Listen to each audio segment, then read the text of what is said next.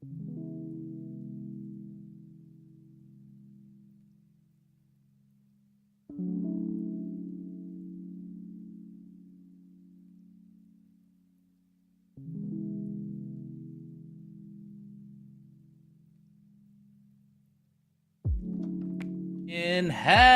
everybody. Welcome to the Sooncast.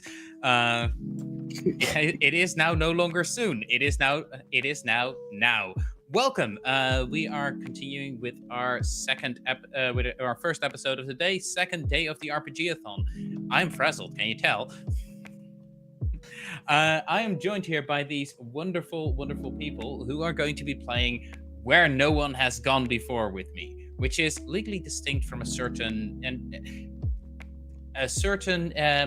media property about moving along the stars. Space adventure. Yes, space walk. So I'm going to first introduce our wonderful cast here and let them introduce themselves. So starting off with Fiona. Who are, what do, where from, how, why? Where? So glad you asked. Hello everyone, my name is Fiona. I use she, her pronouns, and I am the host of What Am I Rolling? A twice-monthly RPG one-shot podcast where we look at lots of different RPG systems. I also run the DM's Book Club, which is like a weekly book club podcast about D&D, but nobody wants to talk about that. I'm also a regular streamer and game person. Currently I'm on Girls Run These Worlds running the Alien game. I'm very delighted to be here playing Fiasco. I know it's a GM-less game. It's one of my favourite systems and I can't wait. And yeah, glad to be here. Yeah, technically we are all the GM today. Mm-hmm. And if everyone is the GM, no one is. Mm-hmm. Next up, we have Ruiz.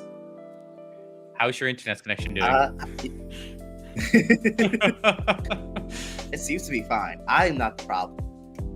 Which is what I always tell myself. I'm Ruiz, a performer. I'm around, technically. Happy first time on one of Tav's streams. Happy to be here. Second time ever playing Fiasco. We've done an anarchy. We've abolished hierarchy. It's great. Amazing. Next up, we have Ghostie. Who are, what do, where, how, why, when? Hi, I am Ghostie JK. I am everybody's favorite newbie TTRPG performer, and I am also on the Girls Run These Worlds Alien actual play, Destroyer of Worlds. Very fun, very terrifying. It's great, highly recommend. And that's about it. I'm here. I'm totally not abusing this time to actually get my Windows set up properly so I can actually play this game. That is definitely not what I would be doing. I would never do something like that. That would be very unprofessional. And finally, Gilly. Who are, what do, where from, how, why, when? Speaking of unprofessional, hi, I'm Gilly. You can find me at Oh Look It's Gilly most places on the internet. I am a performer, editor, writer, and bunch of other things. Thespian of many hats is the term I use because I'm just have an English degree, so I have to be just a little bit pretentious. It's it a is requirement. It's theater and English. I double majored. I was doomed. So I today, later in the time that is not 4 o'clock in the morning, will be playing Masks on Nerds with Dice. We are having our mid-season finale today. I play Violet Talks, a reformed teen villain with attitude. It's a great time. I have some more stuff coming up that I can't announce yet, but it is my first time playing Fiasco, so what could possibly go wrong? Uh-oh, you said it well. I mean, the worst possible thing in Fiasco is the best possible thing in roleplay, so... There you go. With all of that out of the way, I am Tav. I go by, you can find me wherever Tavernauts can be found, probably on Twitter. For how long, I don't know. This may be outdated information when it hits. Blue Sky and Discord. You can also find me on YouTube. You can find me on Twitch, but don't subscribe to me because I'm not doing anything there. Because fuck Twitch. And with all that out of the way, we are going to be playing a game of Fiasco for the Entertainment Community Fund. Now, before we start, I'll just give a quick spiel on that. The Entertainment Community Fund is doing some important work right now. They're generally in support of they're formerly the Artists Fund. Now they're generally in support of the entire entertainment community. But they have kind of been focusing on the whole thing that is happening right now with a certain strike and a certain industry that has decided they're just going to wait out the strikers. So they're providing much needed financial aid to folks who cannot support themselves because the strike is happening. And that doesn't just that is not just limited to union members. So they're also supporting other folks in the entertainment community who are dependent on these productions, but who obviously can't make money right now because, well, everything is shut. And well, fuck the studios, they can lose all the money, they can all lose all the money they want. I would like for people not to lose their house. That would be nice. With all of that out of the way, let's begin. The first step of every Fiasco is to do the setup phase, where we're going to be rolling a bunch of dice and using that to determine who we are to each other, what is important in the story, and where we are going to be in the story, and what our characters want. So for this, there are a couple of things that are important. First off, we'll be rolling, and I'll be dropping that in chat right now, 20 dice. 10 of which blue, 10 of which purple, and you'll be seeing those on the stream now. And if you would like to access these dice, well, you can by going and donating, because anyone who donates in a way that I can track their account will get a link to own these dice, and otherwise they will be limited. And I need to quickly fix something because it is doing a thing again. Give me 1 second.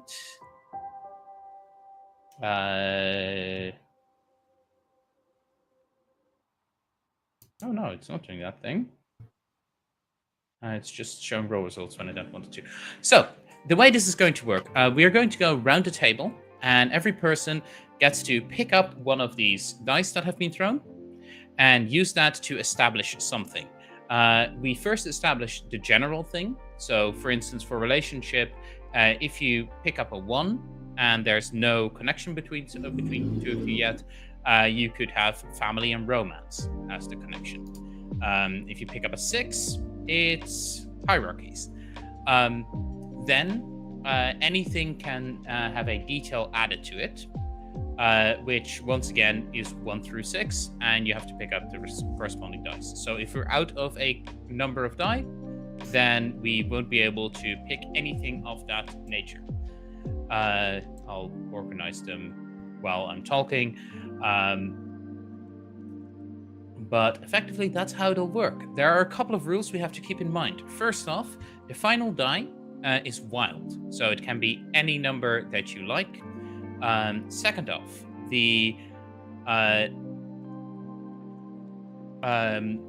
everyone has to have a relationship with the two people that are bordering them. So for me, that is Fiona and Ruiz. For Ruiz, that would be me and Ghostie. For Gilly, that would be Fiona and Ghostie. Second off, there needs to be at least one need on the board, at least one object on the board, and at least one location. Other than that, we can go nuts. So, the first person to begin is the person who grew up in the smallest town, which I have already given up. I will not be starting any of the games because I grew up in a town with about 1 million people living in it.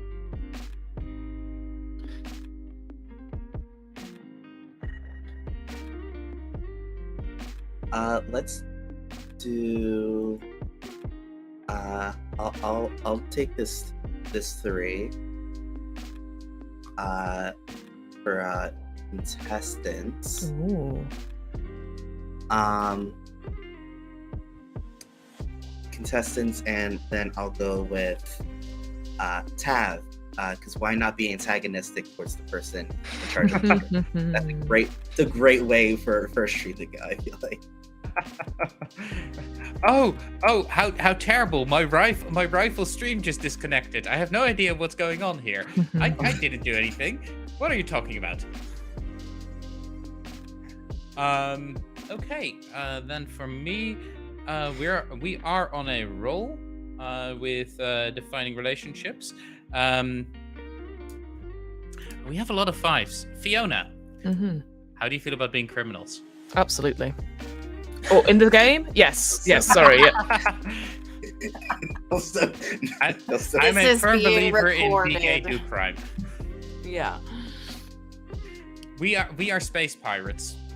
We Love don't that for go us. after other ships. We are in space and we download movies illegally. Next up, Fiona, it's your turn to either add a detail Yes. to something or establish something new. Sure. I'm going to add a detail to my relationship with Gilly, if that is okay. Just looking at the dice we've got. A couple of 5s. I assume the symbol means a 6 on the Yes. dice, by the way. Just Symbol thought is a I'd- 6. Cool. Let's go. I'm just making sure I've got it. So we've got all the selections for that. Oh, how do you feel, Gilly, about if I picked a 2, a parent and child, and we could discuss who is who in that relationship? Sure. All right, I'm cool with that. sounds good. Then I'll do that, taking a 2 off the table. There you go. Okay, so parent and child. And I think based on what crime relationship we have, that and what relationship Gilly and Ghostie have, we'll probably see who the parent is. Yep. So speaking of Gilly, Speaking of me, I am going to start a new thing, is what I'm going to do. Yeah. I'm going to pick 4, which is... Oh, I get to pick. Let's do locations, right? That seems like a good idea. Which is relaxing. Ooh. okay. So I'll pull a card away from you, and then a location, relaxing, and we'll figure out what that is later. So these are kind of like pulled out from the people who defined them because they are technically like slightly more important to the person who defined them usually, but everyone obviously can use them. So next up, Ghostie. By I'm the way, gonna did you fill remove in- did you remove a 4, Gilly? Yes. And you removed a die as well, Fiona. Yep. Cool. So it's Ghostie. Yeah, I think I'm gonna fill in the relationship between Gilly and I. Mm-hmm. So let's go with. How do we feel about friendship? You good with friendship? Yeah. All right. I will I'll be get like your a 4. friend. Yay! The only Yes. the Oh, only right, I ship, just had to ask. the only ship that never suffers a hull breach. Well, Well, we'll find out. Ruiz.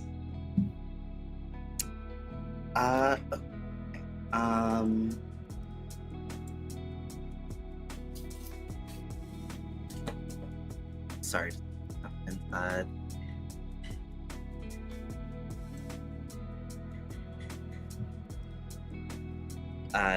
I know we already did this, but someone picks a relationship between the 2 people, and then the other person flushes. No, it, anyone right? can add a detail. It's just Oh. one action, so you cannot establish Oh, a okay. relationship and a detail at the same time. But you can establish a relationship and then go, oh, and I also want to establish the detail. Oh, okay. So if you were to establish detail on contestants, that's completely fine by me.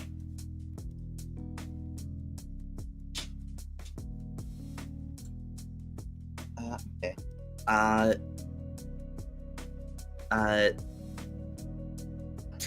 Tav, how do you feel about being contestants in the ship / space station's jazz band? Heck yeah. I'm beginning to think that the crime relationship there might be a speakeasy. I'm 100% on board with that. I'm already deleted to die for you. In the You can only have Let's so just- many trumpets. let's just go with ship's jazz band. Yeah. Unless people really desperately want to go with station. No? Sounds good. Okay. And then for me, yeah, we can define our crime relationship. Okay. So I'm not a big fan of extremists. Which is Yeah, one I of our was gonna options. ask not to do that one. Yeah. Yeah. So we have intelligence group members, we have former cellmates, or we have drug dealer and addict. I'm kind of leaning towards former cellmates or intelligence group members. Either of those is I fine by me. kind I think I like intelligence group members. I think it's going to be funnier for us trying to be sneaky. Perfect. Yeah, I'm on board with that. So we are intelligence group members. Are we intelligence section group members of the Federation or of like a hostile power? We can decide that in play. I think I don't mind either way. Yeah. Next up, Fiona. All right. I'm having a quick look. I think it's time to get.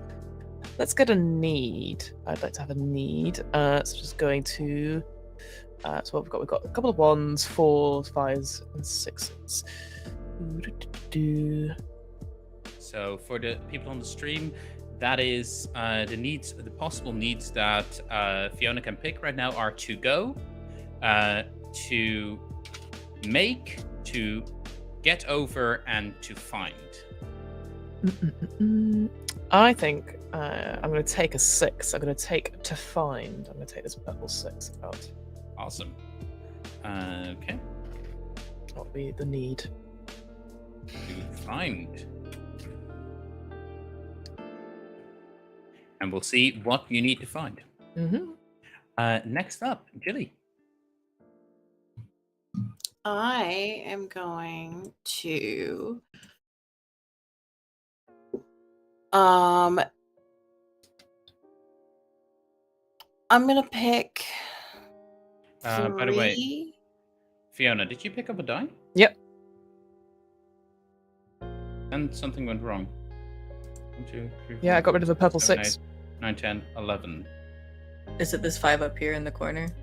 That's the problem, maybe. Possibly. 1, 2, 3, 4, 5, 6, 7, 8, 9, 10. Yeah, now we're good. I'm going to go for needs, and I'm going to pick. Oh, there are no 3s. Oh, there is a 3. That's interesting. Sorry. There's no 3. There's no There's 3. no 3. Also, something to keep in mind, you have 2 picks left, and you also do need to define someone also will need to define the location. Oh, that's a good idea. I should do that. Mhm. Let's do 5, far away from home. Nice. Is far away from home relaxing? Oh, Depends on home. No. No. right. You're starting a new location instead of defining. Oh, I'm sorry. Yeah. I should do that instead. I'm still grasping this. My apologies. No problems. That's why I'm being a little bit more controlling rules-wise. So can someone remind me what I established relaxing? Okay, and Your I took a options in 5. relaxing are private quarters, I'm taking the holodeck. For Yeah, sounds good. Absolutely. I'm 100% a fan of that one. So relaxing becomes location the hollow deck. And Ghostie. I think I'm also going to pick a location, and I'm going to do a 1 for working in space. Okay. Drop. I'll drop that one. Yeah. Oh. And I think we probably should define an item as well, but that can wait. I can change to an item if No. we need to. I'm probably going to define an item anyway if Ruiz doesn't do it first. Ruiz. I'm gonna do it first.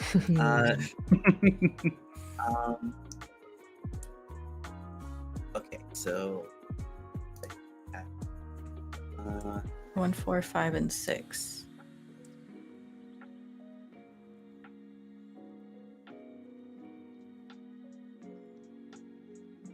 So the options here, by the way, for everyone, are valuables, alien stuff, sentimental, or strange things.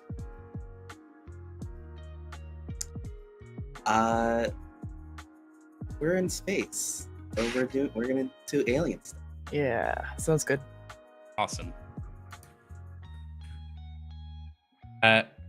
20 bottles of Romulan ale. This is totally legally distinct. Honest. Promise.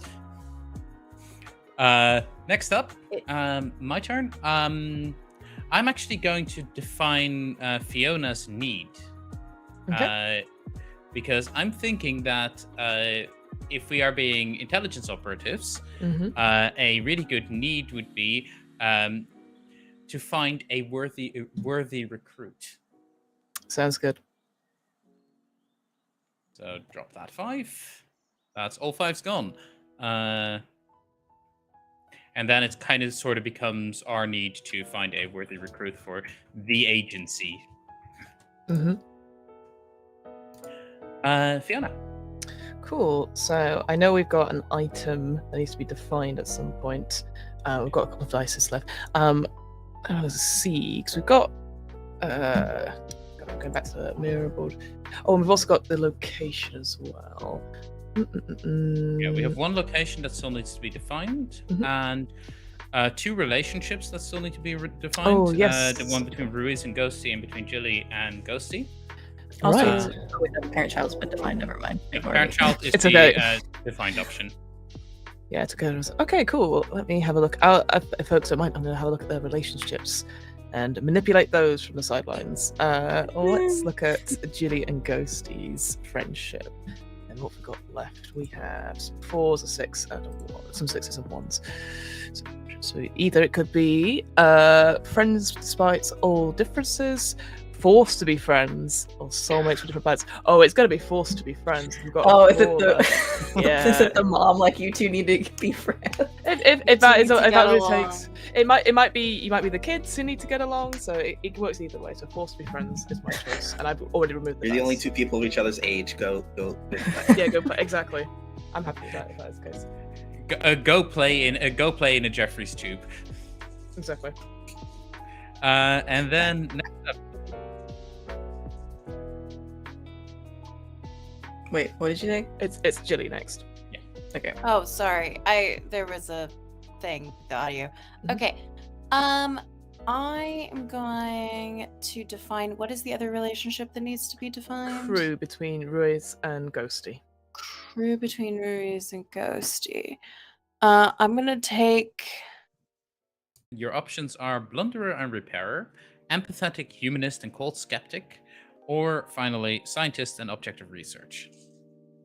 I like blunderer and repair. I'm gonna take the 4. I think I'm a that's fan of that I one think as I well. know which one I am. Oh no.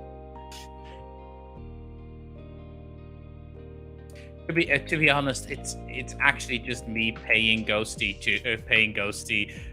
in like snacks from the snacks to fuck around with Ruiz's stuff, so that they won't be able to play in the cantina. which means that I can play in the cantina. Next up, that is Ruiz. I know, Ghostie, right? All right, and we need to define working in space, correct? Correct. And alien stuff. Yes. And then so we have 1 or 6. So either the hangar, or the captain's room.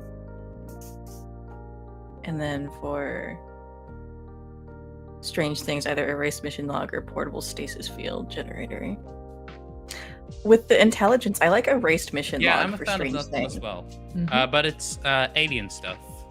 Those alien stuff. you're defining. Oopsies, my bad. So it's actually ominous chest unopened.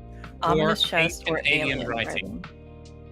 I like ominous chest. I like that one a lot. That's Ghostie's ominous chest. It's like Chekhov's gun. It'll be I was open at gonna some say point. that's my DJ name, but I don't think it works. Ominous chest. DJ ominous chest. Your ominous chest, comma unopened.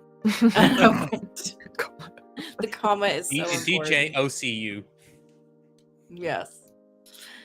The ominous cinematic. The real ones universe. know what it stands for. Yeah. Has Next, like the dead mouse head, but it's just a box. Just a giant. next up is Ruiz, and you only have 6s left. And I think we accidentally deleted. We accidentally dropped too many dice at a certain point because we're 1 die short. That's I okay, believe it's that not might your have been that 5. Oh no. But that's okay because the last dice is always wild Yeah, anyway. last die is wild anyway, but I think someone can pick a 5 as well. So either you're defining the location working in space, or you're starting something new for me or Fiona to define.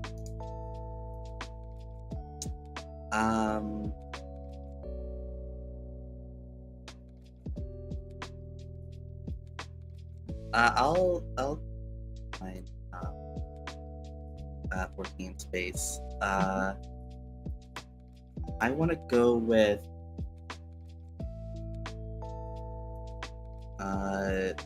we have just 6s and 5s left, right? Yep. 1 and 5. Yeah, it's either you use the 5, or I use the 5, or either of us use the 6. And so it's bridge or captain's room as your choices for defining working in space. Which think we gotta captain's go room in bridge. space? Oh, they mean on the ship. Gotcha. The bridge? Yeah, we gotta go bridge. Do it. Absolutely. We gotta, like, get hit with something and all pretend to be shaken. I don't have a spark generator, I'm afraid. Aw, darn. Low budget. I'll just throw some water over my keyboard. Oh, that works. That's fine. Yeah.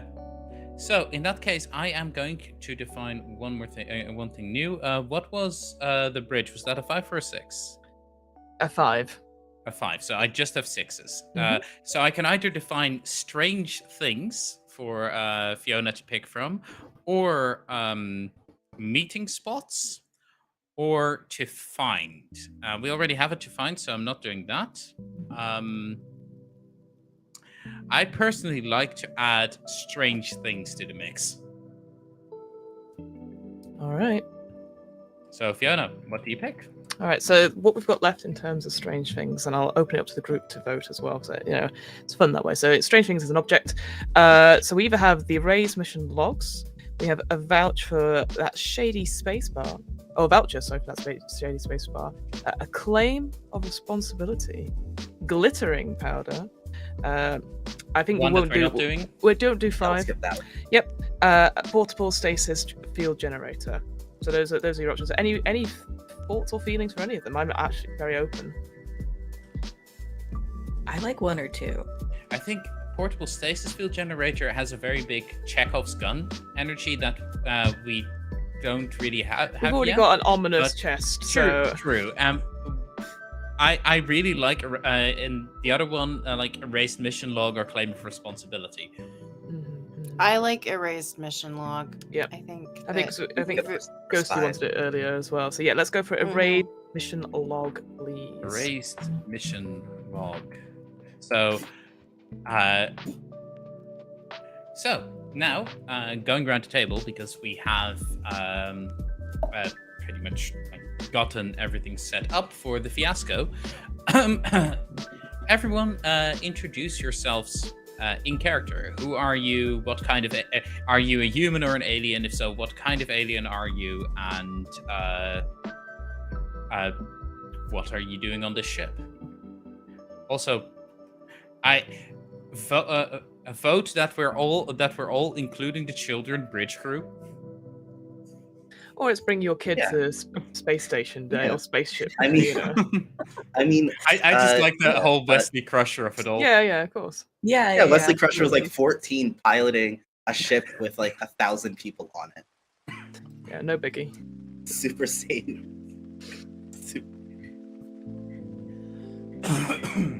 For Blunderer and Repairer, that could make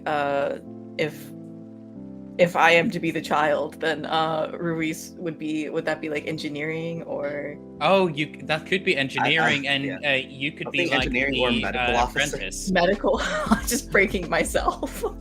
Also, I would say like child doesn't necessarily need to be child age. You could be like, I'm just about to turn 18. Yeah, and you'll be I was treated thinking of like like a child as well. if young. needed. Yeah.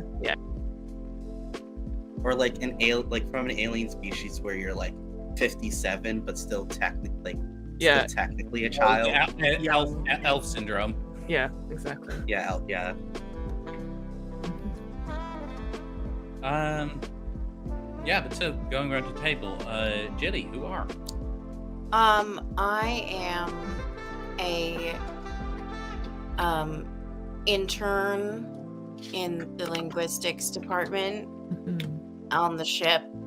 I am Hephaestation, which is legally distinct from Vulcan because Vulcan is a Roman god of fire, and Hephaestus is the Greek god of fire, legally distinct. But I am an intern. I suppose if you're okay, Fiona, being my parent, please will you accept this child into your heart for the course of the next 3 hours? Of course. And I think, yes, I am. Do I have to do character name as well? I can do character name. That's kind of nice, so we're not referring to each other by our real names. Okay. My name is Lena.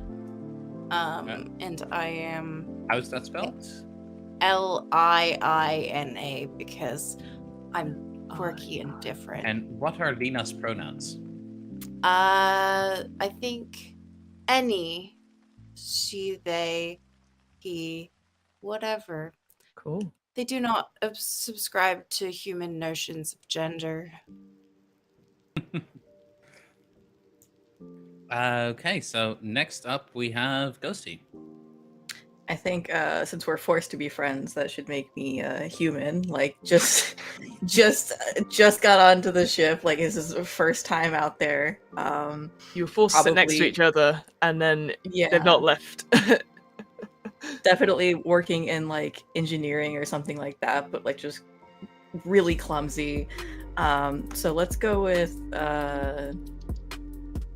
Laurie's the only name popping into my head right now. So let's go with Laurie. Spelled how? Laurie. And I guess if you're an apprentice, like you'd probably be an ensign. I guess so, yeah. If that's the Yes, yeah. And what pronouns does Ensign Laurie go by? let's do she, her. And next up, Ruiz. I am Chief Medical Officer Sol Lico. I literally have a list of Star Trek names pulled up. Same. Soul spelled how? Like this? SOL. Oh, yep. And then Rico? Sure, that's funnier. Yeah. And CMO. Yeah, she is a Deltazoid. She's empathic, legally distinct from Betazoid. Swear to God, Paramount, don't sue us. Legally distinct. Yeah, I was panicking to think of a Greek letter that didn't have to do with the Omega verse. So there's only so many I know off the top of my head. Alphazoid. Yeah. Yeah. You could go consider Megazoid though. I like Deltazoid. Yeah. Oh, I wanted a Megazoid to appear on this. Yeah, I have 5 robots. She her pronoun. Was waiting for the second one there. Yeah. So I am like levitating between 2 options. Either a Clomulan, legally distinct from a certain warlike species, or an android, because I'm kind of liking the idea of my characters. The reason the reason they are trying to get into that jazz band is because they want to experiment with music. That's something humans do, and I want to be more human-like. And in the meantime, Ruiz is like, or Soul is like, you sound robotic. I've been playing piano for years. My parents raised me for this. I like that. I think you should follow your android heart. I think so too. Yeah. So the pump that like processes cooling fluid. I am going to go with lib, which is short for library, and go with they them pronouns for that. Seems to be the most sensible for a robot. And finally, Fiona. All right, team, get ready. Oh boy. So far, like, don't get me wrong, I'm loving all this, but there's no one in charge, and so that's going to be me. I'm going to go for, let's go for Commander. Commander Peregrine Thoran, she, her. And if it's okay with Gilly, Linda, how about adopted child? Because I'm thinking human. Yeah, that's fine. I was going to suggest I could also be half human and half whatever you want to do. No, because then I'm obviously sort of getting you to take not take over, but to get, if you're an intern at the linguistics, obviously you're very valuable to me to do that. Mm-hmm. But obviously maybe there's a little bit of nepotism as well. I don't know if you wish to play into that or not, but yeah, sure. I can be a nepo baby. There we go. She, her pronouns for and it's Thoran. It's THO Ran. Do not worry, it's my accent as well. Perfect. I, by the way, didn't add that, but you reminded me by mentioning that. It's Lieutenant Library, or Lieutenant. And they are the comms lieutenant. Comms. Okay. And you're the commanding officer of the ship, right? Yeah. Would that make Lena also an ensign, or is intern separate from? I mean, I don't know. Have I been given a cushy title? It depends on how much of a nepo baby I am. So did you go to the academy? I'd say it goes either one of 2 ways. One option is you went to the academy and you're an ensign. The other one is you're a civilian on board. Because Star Trek has done Star Walk has done that. Star Walk. I think that I am an ensign with career ambitions. Yeah. Or my mom has career ambitions. Yes, which it might not align to. I might not share. Yeah. So Commander Peregrine Thoran. And Commander, what is the ship called? Oh, well, I was going to open up to the group, really. Obviously, USS would be the title, but I'm happy to hear other things as well. It shouldn't just be me on that front. I can start going through more gods. Yeah, let's hear some If gods. we're gonna yeah. go mythology, Icarus would be funny. Icarus is very funny. Very funny, but also very obvious. It's like, oh no, what's the Very tilt happening? obvious for The Kefka. sun! Oops. we I mean, flew too USS close to the Aeolus, wormhole. No. Uh, Oh boy. I mean, the Prometheus is a classic, right? Mhm. Okay, but that's getting too alien. Sure. Oh no. I have never seen Alien. What? How about Aeolus, which is the Greek god of the winds and air? Oh, beautiful. Like, It's pretty. I'll go for that. Yeah. it was also an A. Even though there's no wind or Right. air. And... It's It's very ironic. aspirational. okay. Yeah. No, the wind is we're gonna caused be the by the first photon people to discover. torpedoes. Yeah, exactly. So, well, solar winds are a thing too. True. So we have to have we- the same argument with people every time we tell them the Like, name of no, our no, ship. no, no. It's like, no, look, it makes sense actually. It's cool. does. So If you let's think call about it, it. it's the god of Solar wind. solar wind. USS Aeolus Soul. Sounds good. I like it. Welcome to the USS Aeolus. We have set up our Fiasco, and we are going to start moving through the scenes as they fall in a bit. But before we do that, we're going to take a quick break to refresh drinks, get a good stretch, and then we'll be right back after these messages.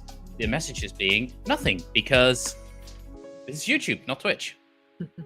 Bye bye.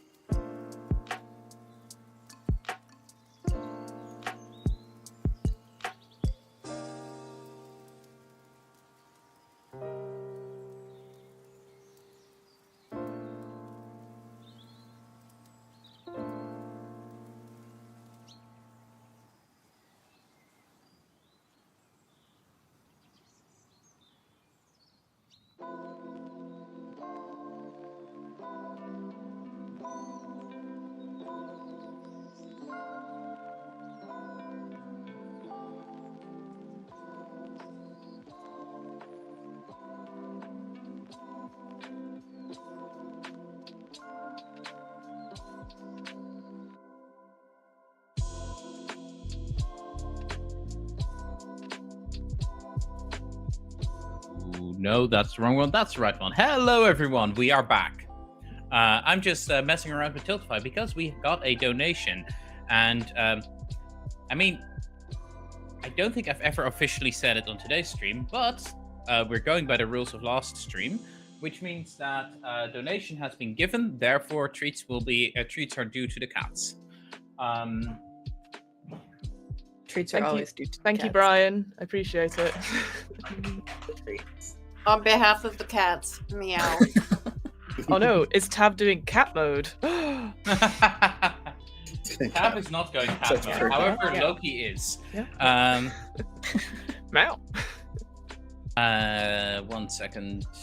Just logging into. The context I'm of cat piecing mode. it.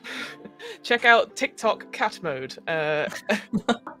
Yeah, pre-show discussion. It was, Yeah, we'll do it after the stream, Another one. obviously.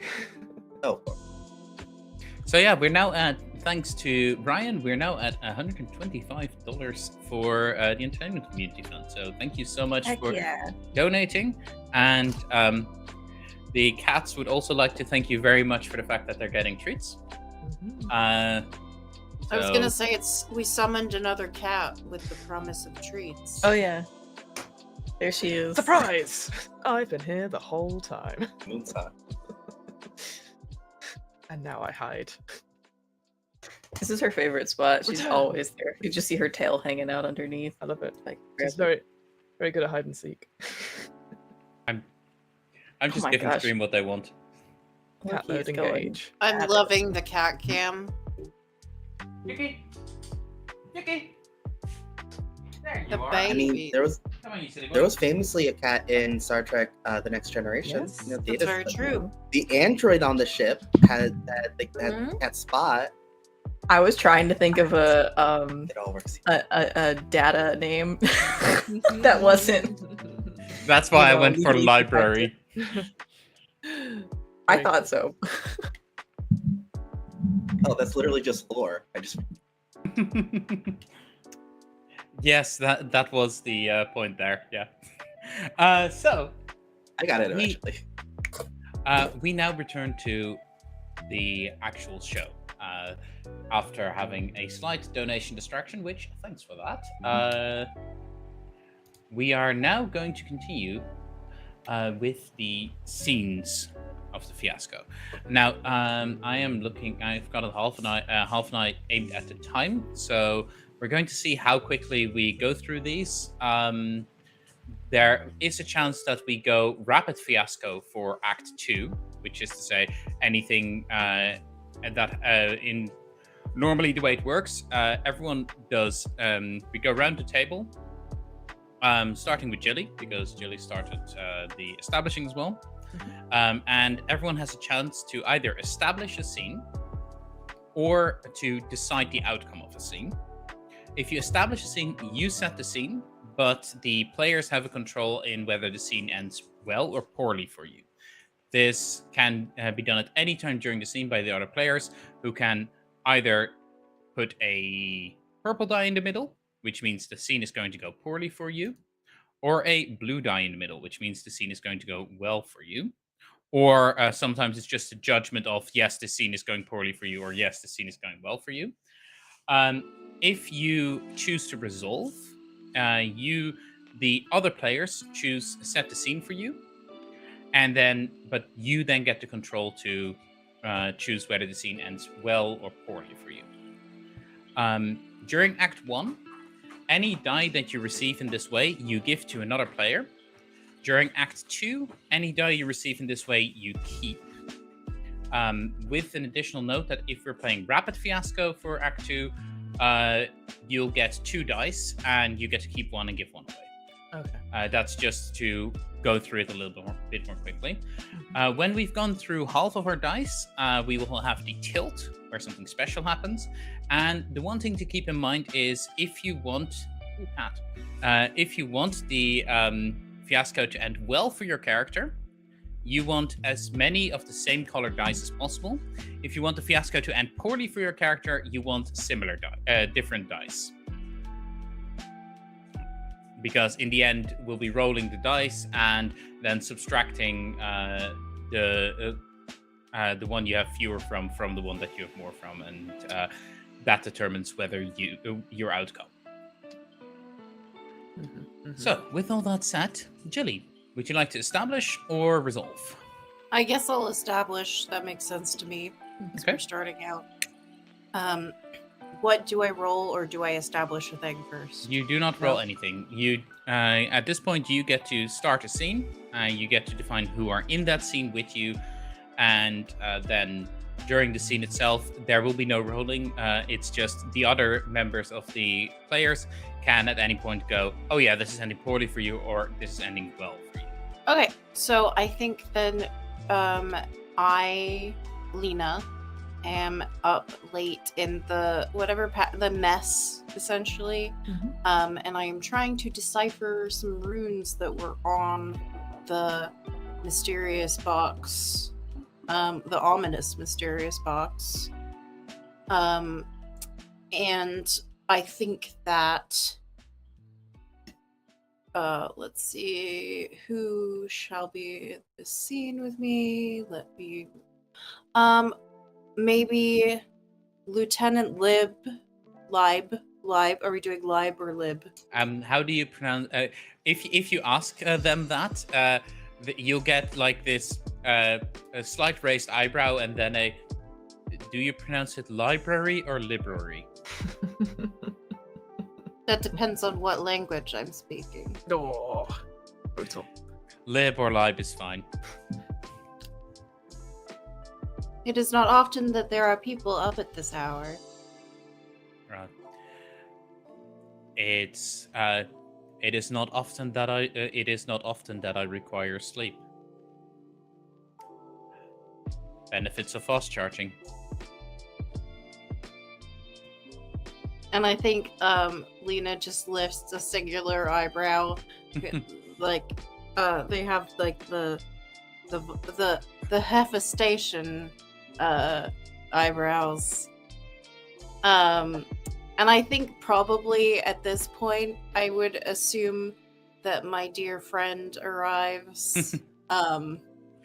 Friend. My friend. I don't know if you're on duty or what, but I think that you arrive for a reason. I'm delighted to hear soon. Lori. You said that this is in the mess. This Yeah. is a mess. Okay, so Lori is absolutely coming in for like midnight snacks, expecting nobody to be here. Yeah. And is like, just probably doesn't even pay attention to the room, just walks in and starts like loading her arms with food and Yeah, turns this around and sees you guys. The conversation between Lena and Lib happened essentially when they were sitting on opposite sides of the mess hall. Lib was just very clearly just reading a data slate as they're like, well, yes, I don't need to charge for very long each night. Benefits of fast charging. I'll continue. And then Lori just busts the door open and starts like making a bunch of noise and like collected all the food. Just turns around and sees you guys. Oh, hi. Hello, Ensign. Lieutenant. Hi. It's I didn't expect anyone to be here. Clearly. I was hungry and I had a little bit of a break before my next shift. And, what are you two doing? I am attempting On to opposite decipher ends. ancient runes. And I don't think Lena like alters volume in any way from the volume that they were speaking to Lib with. And so just continues to like look up but scroll. Are you looking at what you're doing? How do you? I've learned to multitask. That's kind of scary. What is that? What's that box? I wish that I could tell you, but that is part of my purpose. It was retrieved on an away mission. a short time ago. I believe that the runes on the interior casing suggest some kind of, well, for lack of a better word, mysterious artifact. And it is totally clear that Lena hates calling anything mysterious. Well, I mean, have you opened it? If I had opened it, I would not be sitting here attempting to decipher the key to opening it. Oh, okay. I guess that does make sense. I was like, well, I mean, you could just like open it and figure out what's inside. Wouldn't be so mysterious then, right? Indeed. As you both are discussing this, you notice someone may notice Lib just sitting there, seemingly reading through that data slate. But every once in a while, when the both of you are making comments, there's just a tap, and then he continues, and then they continue. You should get to your Honey Nut Cheerios. Oh, I absolutely will. I'm not gonna ignore that. That's very important for me. I have been told that the effects of space make these cereals last less time when drenched in bovine milk. Well, that's a disgusting way of putting it. Do you have Suddenly- another word you would prefer? Milk. Well, there are any number of creatures in the galaxy that one can procure milk from. I would have thought you would want to be specific. Milk is fine. If you ask the replicator for milk, it might give you the milk of any of 100 creatures in the known galaxy. For example, the snakes on Palos Prime are known for their particularly poisonous milk. And Lena is off. I suddenly don't want to eat that anymore.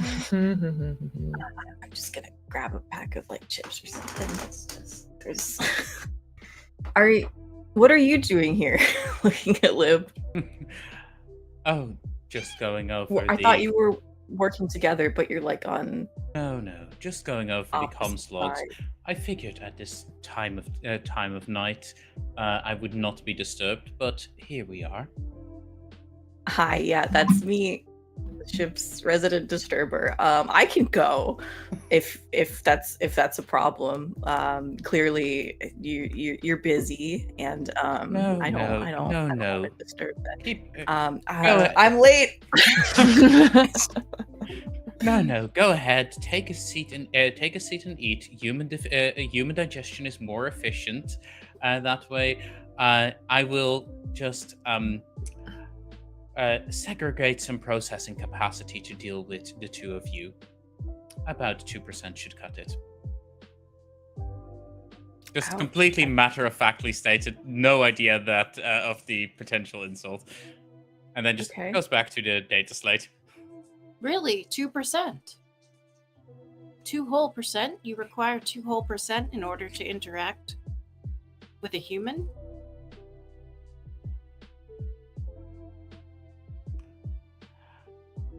Is that bad? Is that good? Yes. I'm kind of wondering how they'd respond to that. You're right. I was humoring you. I have been told that it is insulting to tell humans how much actual processing capacity it takes me to listen to them. I think Lena nods, like, pleased by the correction. But yeah, I think we've reached the fullness of this scene. And there's a purple dye on the center, which feels right. Feels right for the awkwardness. So You get a purple die now, which means that this scene went poorly for you. However, you get to give that to anyone else. Is it a good thing to give? It's a good thing, right? They get to Essentially, use it. you want the same die. So right now, it's not obvious which is good, which is bad. Once you see a few people having dice, you can fuck with someone by giving them a different colored die from the one they have most of, I or you can see. help them by giving them the same colored die. I guess I will give it to Ruiz. Have a die. Brutal. Have a die. Have the bad die. You've not even done a I scene didn't yet. do anything. I to know. you. I mean, it's preemptive. You gotta strike first, you know? No. Right first. Ghostie. So I get to choose whether to establish the scene myself or resolve something that. And something to keep in mind is scenes don't necessarily have to be like a long scene between two people. It can also literally just be a flashback, a soliloquy, showing something that is relevant to the story. Okay. I will admit, one of the earlier streams, one of the scenes was just people screaming back and forth for like Exactly. 2 seconds, Like- and then that was the end of it. Incredible. It was amazing. A scene can literally go an hour or it can go 2 seconds, depending on what the scene is. I would love to see Lena and Lori having to be forced to be friends. Beautiful. Flashback then. Yeah, like how that originally came about. So would that include Fiona's character, Commander Peregrine? It could do, but you're establishing the scene. So you choose when, where, and we choose how well or badly it goes for your character. So you can. I choose think it would details. be like when we're first assigned the ship and we're getting on and meeting everybody for the first time before we even leave, and it would be Lena and Lori meeting and just like, oh hey, we're both like fresh graduates, hey, we should get along, and then realizing that they don't quite mesh very well. More awkwardness, because that's what I do best. So maybe as a suggestion, you're in the same bunk room and you're sharing a like that. Ooh, yeah. I'm always up for suggestions. Please help me. I've never played I've Yeah. never played Fiasco That's fine. before. So yeah, that's what I would suggest. Or you could meet in the mess hall, like you just said, like you sat next to each other. Whatever you think is appropriate. So that's what you can establish, Ghostie. All right.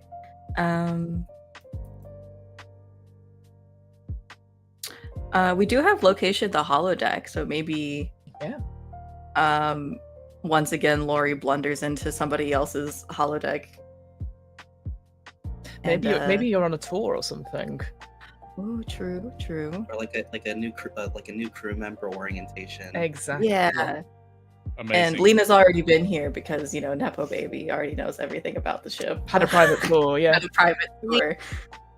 Yeah, Lena has known all of the information on the tour and thus is insufferable. And I need her all the time. Probably correcting actual the tour worst. person, you know.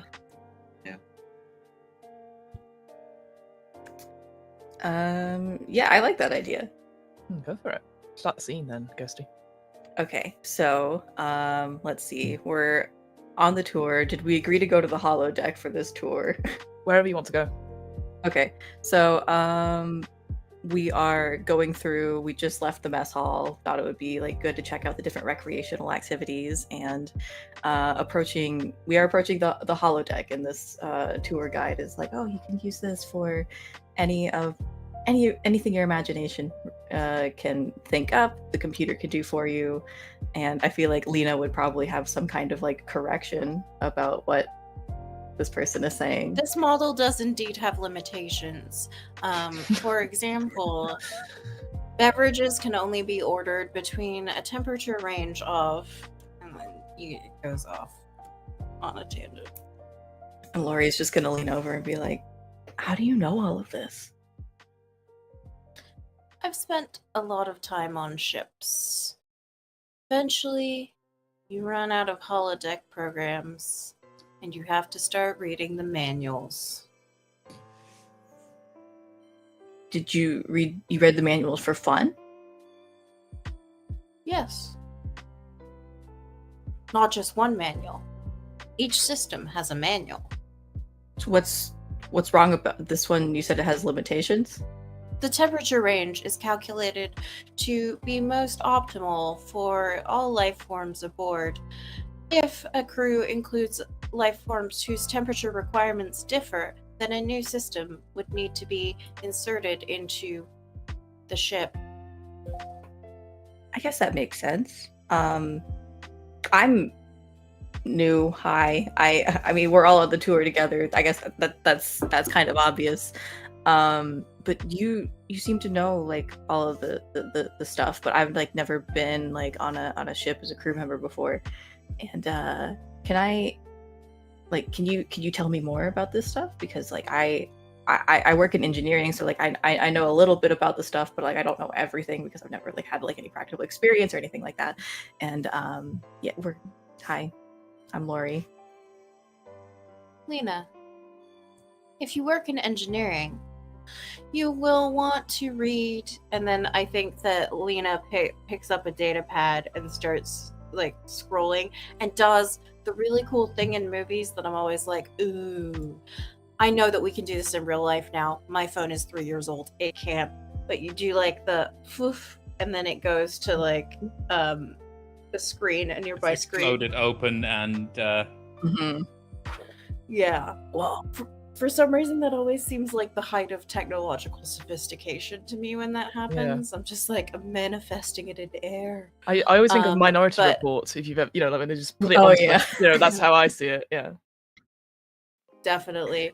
very So- sci-fi to just have stuff in the air. Yeah, so I think that this is a short history of the systems aboard, and you can look at the little bar, and the bar But is it's tiny. so tiny. So tiny. Oh, a short history. Okay. Yeah, I can read that. That's If you yeah, require a more that's- in-depth reading, I'm sure that I can find maybe I mean, I think this is a great start. I will let you know if I need anything else. Oh boy. welcome aboard. Thanks. I'm sure this is gonna turn out great. Oh. And that to me feels like a good place to Yeah, that feels like a good kind of conclusion to fade that out a scene. little bit. Because I think that would be the point at which like someone important would enter the room. If we were gonna extend this, I would be like, "Oh, mom's here." But I think that's a good ending to the scene. Well, it feels very hopeful, doesn't it? That explains why you've got a It blue does. dice. So yeah. I'm sorry, I real get to quick, choose who to give this to. Oh yeah, wait. I put the blue die Yep. in the middle. Does that mean I Nope. pick who Nope. gets it? Nope. Ghostie gets to pick who goes it because Okay. it was their scene. Oh, okay, the establisher. Yeah. I will give this to Gilly. Oh, for me, Yeah. you shouldn't have.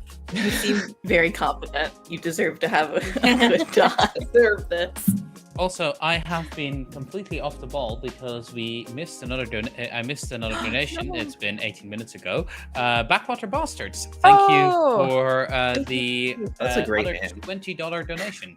Oh, thank That's you. awesome. Thanks, Backwater. Thanks, Dan. So, well, oh no, Oh, what have you done, Uh-oh. Dan? Oh It's no! all Oh, over. no. It's Backwater. all Oh, no. over. Was The treats. Was that the sound of treats falling on the floor? What's that noise? It sounds like the pitter patter of many cats running towards Tab's house. We gotta make a break for it. Ready, go, go, go. Bring out my pocket dimension cat. It Oh seems my like they goodness. haven't noticed it yet. So, Let's go. which is very out of character for them. I think they're like, oh, we had just received treats. We're not getting any more treats, but there we go. That's one summoned. There you go. And Loki? We're just going to be smart about this. Move that out of the way. Oh, Loki's like, you're making me work extra for this.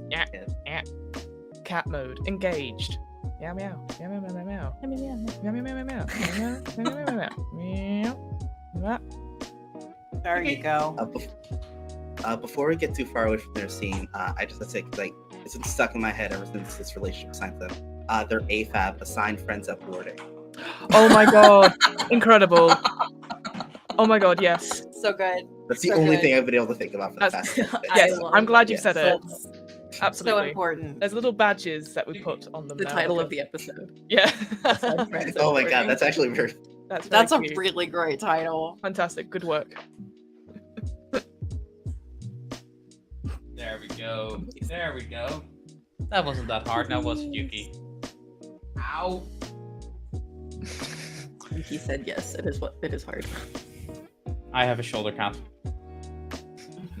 Technically not sitting on my shoulder, but I mean, Close enough. Ghostie sort of has a shoulder cat. It's just doing the like just hidden, exactly. yeah. Yes. that Stealthy shoulder cat. That bit in the horror film where the serial killer is behind. This time it's just a cat. oh. We are now actually halfway through. More than halfway to what? Why are you not updating properly, Tiltify? We're at $145 thanks to Backwater Boss. Yay! We're over halfway through our next goal. Yeah. With that, Ruiz, it's your turn to establish a scene. Wait, okay. Or ask Or for a resolve. resolve. Or ask for it to be established, yeah. Yeah, actually, I will.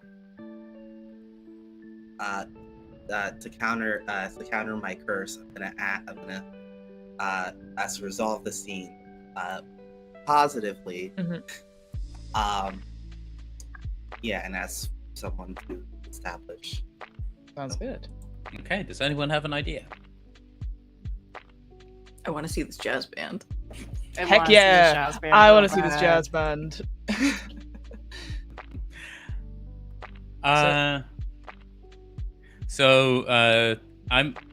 I'm either imagining like the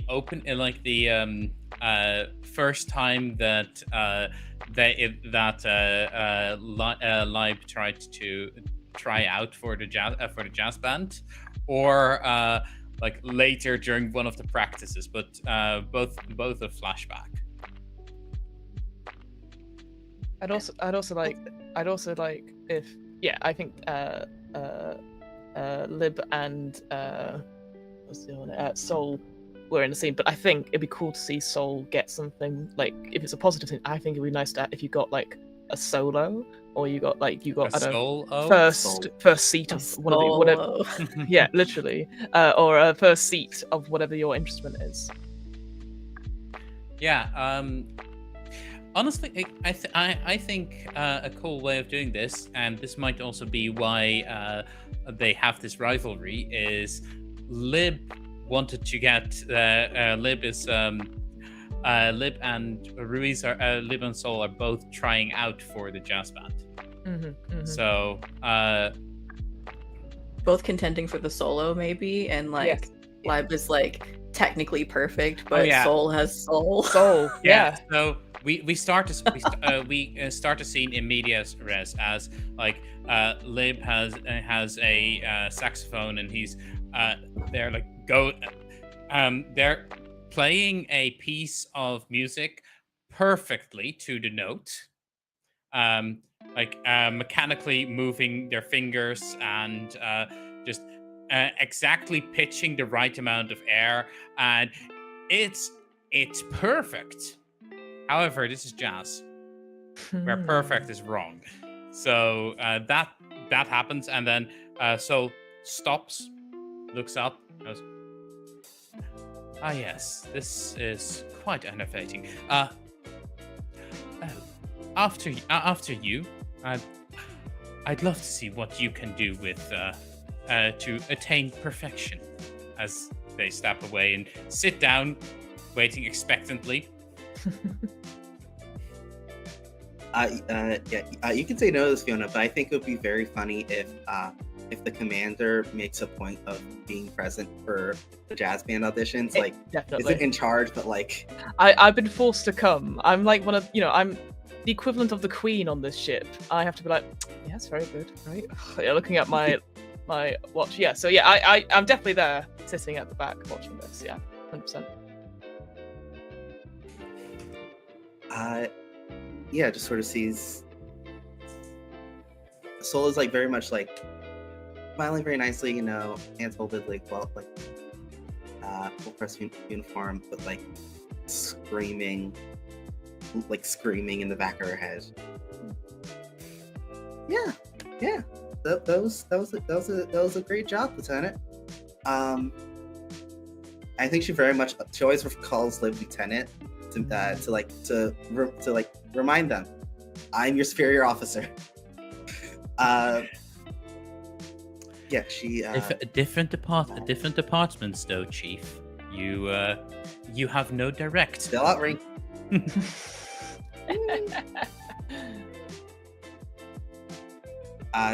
Quickly thinks like, can engineering replicate a super magnet powerful? Anyway, I didn't. Suddenly, a whole bunch say of that messages go missing. Suddenly, you're subscribed to all the spam lists. Oh, God. Yeah. So she gets out. She gets out her sack. It's older. It's like it was like handmade, like back on Earth. It was like this is like an older piece. She's had this forever. It's a family heirloom. It's a proud tradition of jazz musicians, but never. It was never the only thing they did. They like had other jobs. They like jazz hobbyists, proud jazz hobbyists. Yeah, and she gets up and starts to play. It starts like as a slower piece, but the energy sort of builds. She starts throwing in like little riffs. She's like smiling and winking at at whoever's here. Is like doing like fun little trills, like moving around, like having fun with his face, like dancing. At some point she puts she like flips on a pair of shades, like real chunky shades, and like does some like crazy riffs, and then she like takes those off, puts off a different style of shades, like this one, like just like throws on some aviators. Is doing like a lot of like fun riffs and stuff, very much like this the sax swash on YouTube, where it's like the guy in the sax, which is like goes ham on a saxophone. Yeah, she's like visibly sweating, like and just like does the same piece, like bases on the same piece that Liv just did, but like fully bosses it, like really like taking the room and just it's the anchor man scene, but instead of a jazz flute, it's a jazz saxophone. I think just to sort of, for my sort of bit in the scene, there's you're playing this incredibly beautifully, and towards the end, I sort of get up and I whisper in the ear of the band leader, and then turn to leave, without saying goodbye, or sort of notice, just whilst I assume everyone else in the room has like tears in their eyes, and it's just like they can feel like that music that you're playing sort of envelop everyone. Meanwhile, there's a slight growing smugness on Lib's face as every time one of those trills happens, because they identify those trills as mistakes. Yeah. So they're like, oh yeah, no, there's no way she's going to get it. Mm-hmm. And then I think the best ending of the scene might be a smash cut to where there's later Lib is talking to someone else, going like, I simply don't understand. Their piece was technically flawed. Mm-hmm. So humans want to make mistakes in their music? Yeah. well, yeah, like, and because like Fiasco, we can like step in as like Yeah. extras. I think you're sort of talking to like the pianist who's like a lieutenant commander from Uplingon, lieutenant commander from the science department, like an astronomer, and just like looks baffled, like, what are you talking about? Well, It's no Klingon opera, but it was stirring. we played the same piece. However, she played it with all sorts of modulations that were not fit to the spec of the piece. Clearly, this means that it is flawed and not perfect the way it was played by me. And you'll if you come back, you'll remember how they played it, which was like more almost like a MIDI player kind of thing, where perfectly, everything in line, every note perfectly on pitch, but just entirely lacking soul. Yeah, it was sort of like more previously. Lib, that's the genre is meant to be change. It's supposed to fluctuate. It shouldn't be uniform. So mistakes are perfection. Interesting. Thank you. I will ruminate on this, and we'll get another small scene. I'll actually grab a scene here. Well, shall we resolve the dice though? Because Ruiz has to pass the dice to somebody else. Yeah.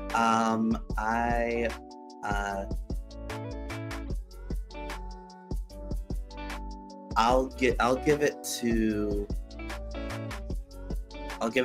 our favorite spy / cap. Oh well, you won't want that when it comes to my scene, but yeah, sure. Oh no. Yeah. No, it's funnier this. I'll establish a scene. I have no idea how this could go poorly or well, because ultimately this is more of a flavor scene. Because this is the scene we get right after this, where Lib is in their quarters and is playing on the saxophone, and instead of what Sol was doing, which is adding little embellishments and fun stuff, they're just playing playing the same piece perfect, but then every fifth note it's a completely wrong note or completely wrong tempo. And I do not understand what humans find appealing about this, but if this is how humans play jazz, then I suppose I will do that next tryouts. Maybe Lori can come knock on the door and be like, I had reports of a squeaky door. Do you need something fixed? Oh, 100. Hello? Are you dying in there? And door opens.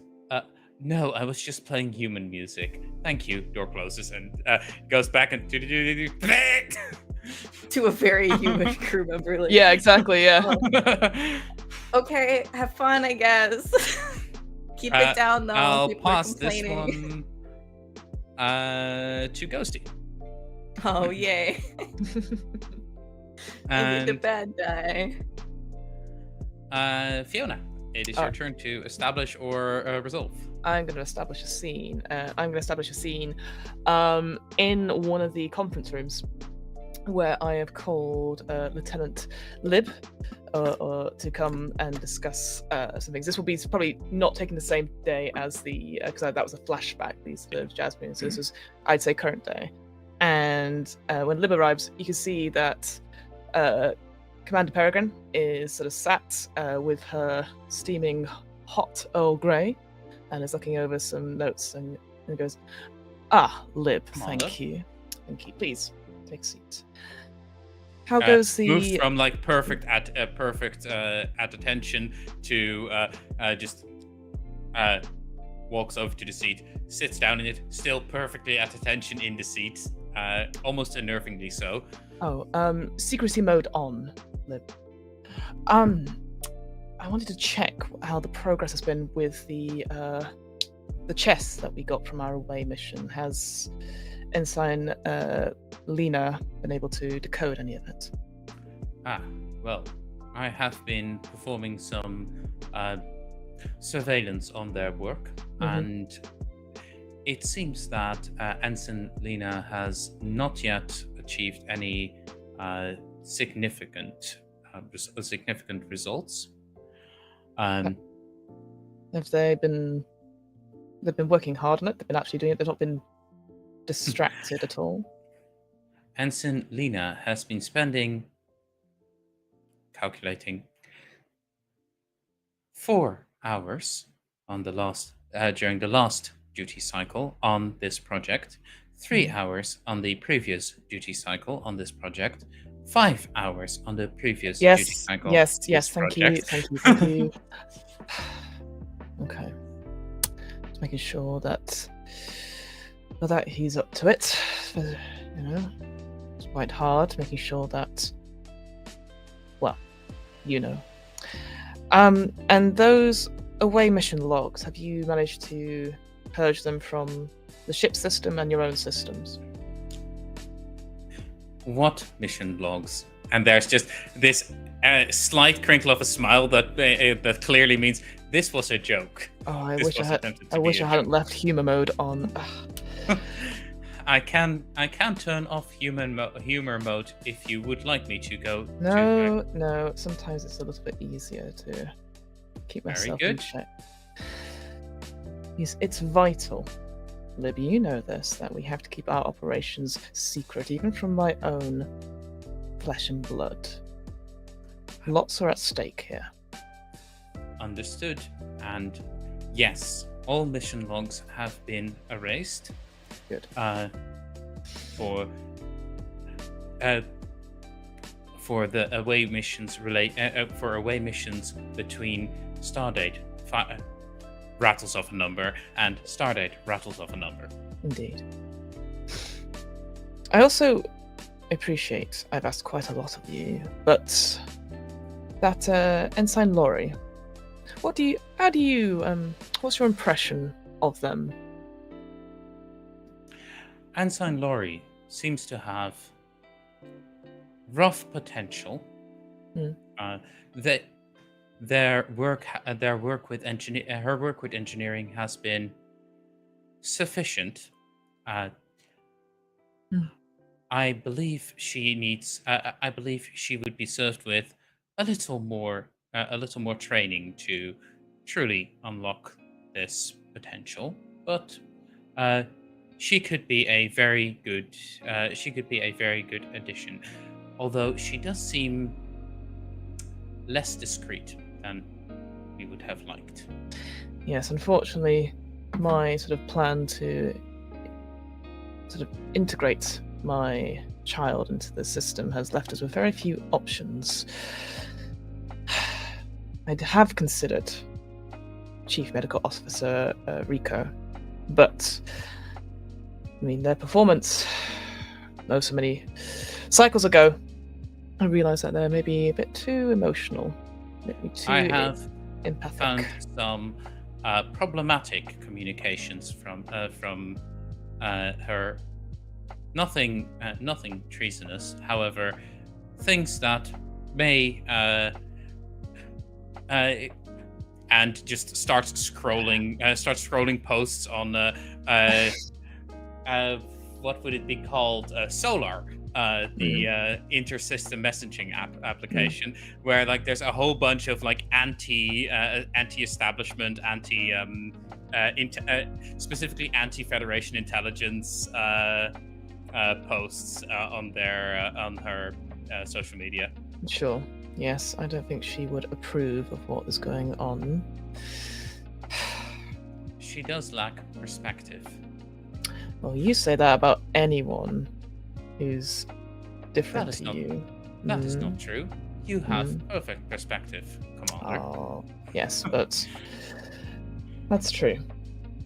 I value your opinion very much, Lieutenant. keep an eye on my ensign, and if anything should come up from Rico's messages, from their posts, keep me informed. Clarification. Mm-hmm. Why would I require to put an ocular organ on top of the ensign? I really need to uninstall that humor plugin. Secrecy mode off. About your duties. Logs purged. Yes, Commander. You may go. Aye. Steps, gets up, and heads back to the duty station on the bridge. I should have got rid of that pirate plugin as well. Damn it.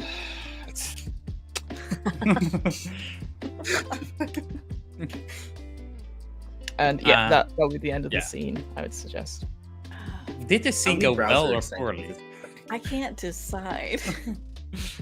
On the one hand, I have successfully aggravated the captain. On the other hand, the captain is, I think, getting what she wants. I think she achieved her goal there, right? Yeah, I think I was leaning more towards good. Mm-hmm. Right, well, thank you. Well, then I will give away this dice to Tav, if that's all right. So everyone has one dice currently.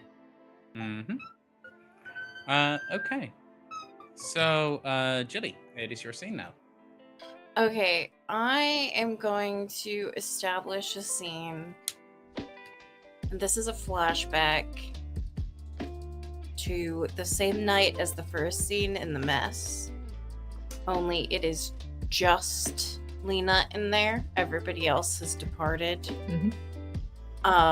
There are like Cheerio crumbs on one part of the table. And then the other side is spotlessly clean. And I think it's a super short scene. We just hear a click. Ooh. And that's it. That's the scene. Is this a good or a bad click? Does it click and then you open it? Or do you just click? It clicks and I think see like my is there a hissing sound of something opening? I think there is like a slight creak, right? Okay. Of like a box opening. It's definitely not Raiders of the Lost Ark type montage. No, there's not like angel voices coming from inside it. Right. Maybe there is like a Pulp light Fiction hiss. style gold light. It could just be like a hiss of air, or it could be something else. But there is like a noise of air, or air-like. Relief. Yeah, I think positive it's as like well. a cutaway before. Yeah. See it. Yeah. I agree. It cuts Yeah, away. I think it's positive. Can I add can I add one thing to that scene? Yeah.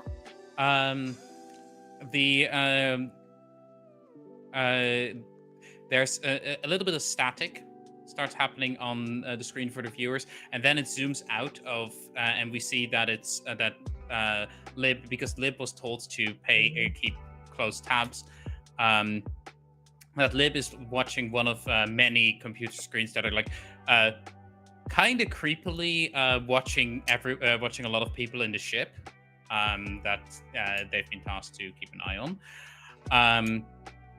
Lib is just this ship's version of the NSA, let's be real. I was wondering if this takes place before or after the captain or the commander. I was saying you. after, because then Lib can tap the insignia on their chest and go, "Tap, Commander." But that could be another scene. That's what I'm saying. Exactly. Yeah. The Commander, your daughter has the ensign has succeeded, and then fade to black. Yeah. So you've got a positive dice there, Gilly. Okay. Yes. I will take this. Oh, you've already got one in the center. Don't You've worry. got one in the center, and you have to give it. Just kidding. It's okay. Don't worry. That's mine now. So yeah, but you have No. to give And it I will away. give it Yeah. to. I'm giving it to. I'm giving it to Ghostie. Yeah. Oh boy. And the betrayals are starting. We're frenemies. Frenemies. It's true. It fits. So, what is Ghostie doing? And what is Lori doing? I had a couple of ideas. It could be going with the blunder and repairer. Maybe Lori has to go fix something in medical bay and ends up making it worse on accident and leaving Soul to have to deal with like the consequences. Sure. So that's establishing a Yeah. scene then. Yes, establishing. Oh, and just can we preemptively go? Yeah. Probably safely, yes. Sure. All right, so Lori is like has like a panel on the wall open and is like digging around in there, and then like takes out some like tool and like cuts a wire, and then just all the lights cut out.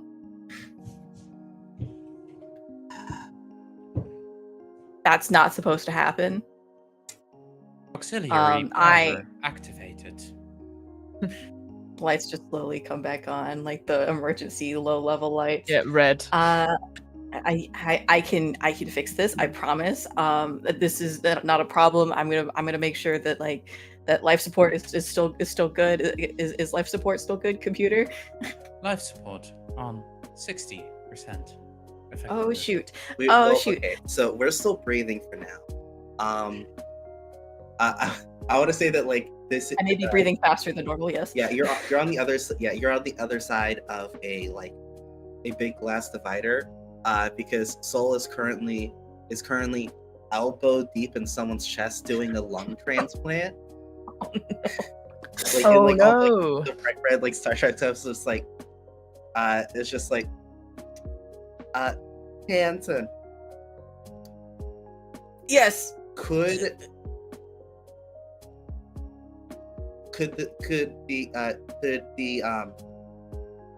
the temperature control repair, could that have waited an extra 5 minutes? Because I'm It almost is done in very here. possible I could have, but we're in it now, and I can fix this. I promise. She just starts like Pulling out wires. pulling out wires like fistfuls of them. Don't even need this here. Life need this support Yeah, like- down to 50% efficiency. No. Okay. No. Okay. I can Red connect alert. these. Red alert. Okay, look, if I connect purple and the Lieutenant, blue wire. Finish this up, please. And tell has her other doctor finish the surgery as she takes off her scrubs. It's like, okay, good thing I minored in engineering at the academy. Okay, what did she do? Meanwhile, on the bridge, whole integrity of medical bay down to 80%.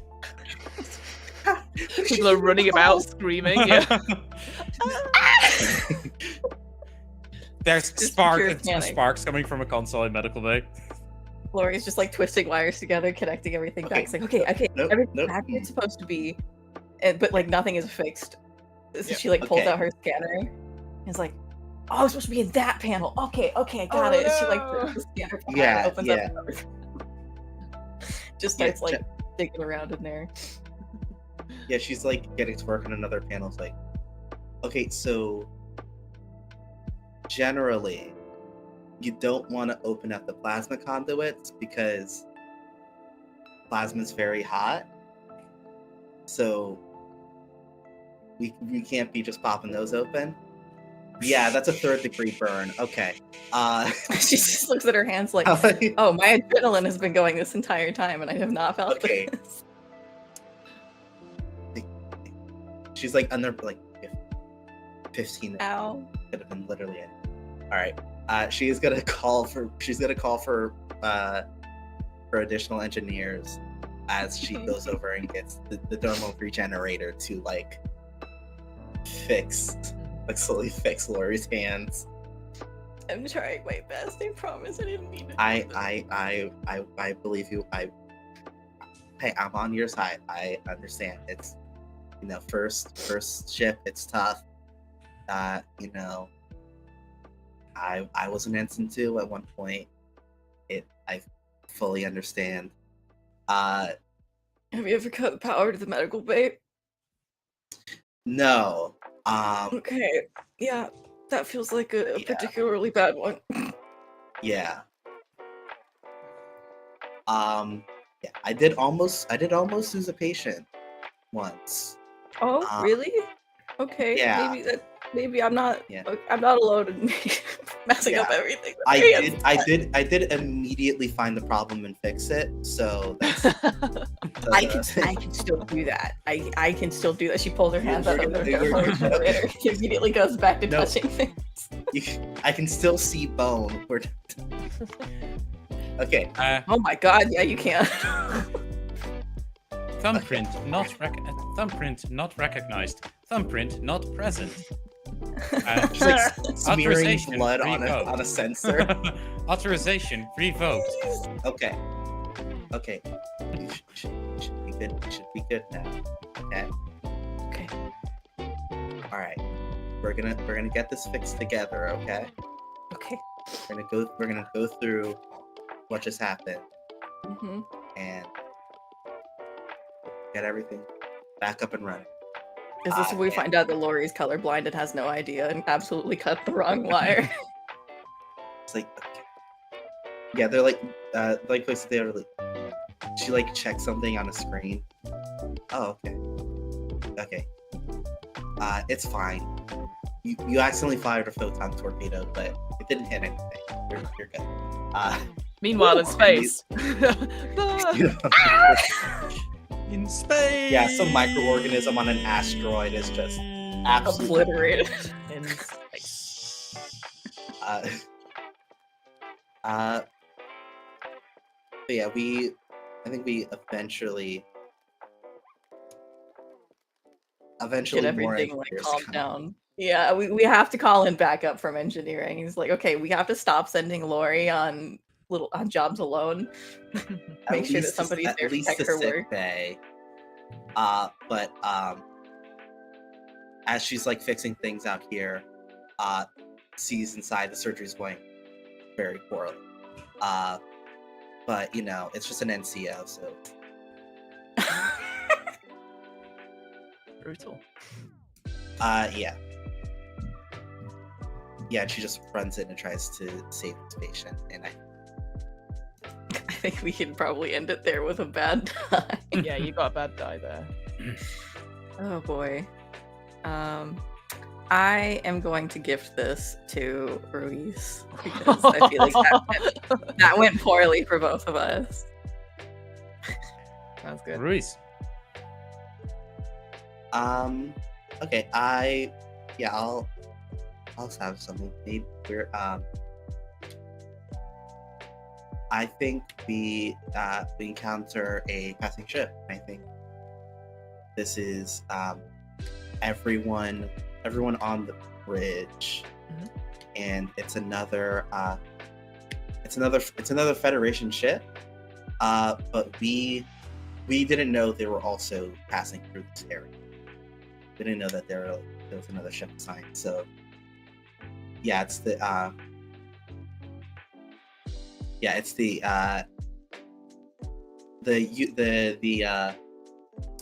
USS Brutus. Mississippi, like the river. Mississippi, Brutus. that's The USS Brutus. So who's in the scene with you, Ruiz? I think there's everyone on the Everyone? bridge. Cool. All hands up, yeah. Commander, we are approaching a Federation ship. Call sign Yes. USS Brutus. On screen. USS Brutus. Apologies, we weren't expecting anyone else in this sector. Apologies if you had any interference. One of our torpedoes was released into the area. Where hopefully no damage has been caused to your systems. Laurie's in the back, just like. Yeah, you're sinking down quite heavily. I think the other captain's voice says, "Yeah, we sort of wondered about that. Yeah, sure was a mighty pretty explosion. Probably want to keep an eye on those things, though. Generally, Of course, yes. pointing them around No, cause understandable. problems. Well, obviously, those people who have, well, it was a malfunction on our end, but obviously those people who are responsible will be dealt with quite soon. But tell us, what are you doing in this sector, USS Brutus? Brutus Mississippi, Well, sorry, I didn't see your signature on the end of the rim. Oh, it's fine. We rebranded a short while ago. Didn't realize so many People- letters could be in people a ship thought- name, but cool. Yes. Well, I like to say that assuming makes a Mississippi out of you and me. That is Well, a Federation standard saying, indeed. We're here on a mission to explore unusual worlds that we haven't been to before. Oh, coincidence. To seek out other people and stuff. And learn about their customs. Sure. Getting more and more southern as I go. As a professional hand. Sorry, Captain, I didn't quite catch your name.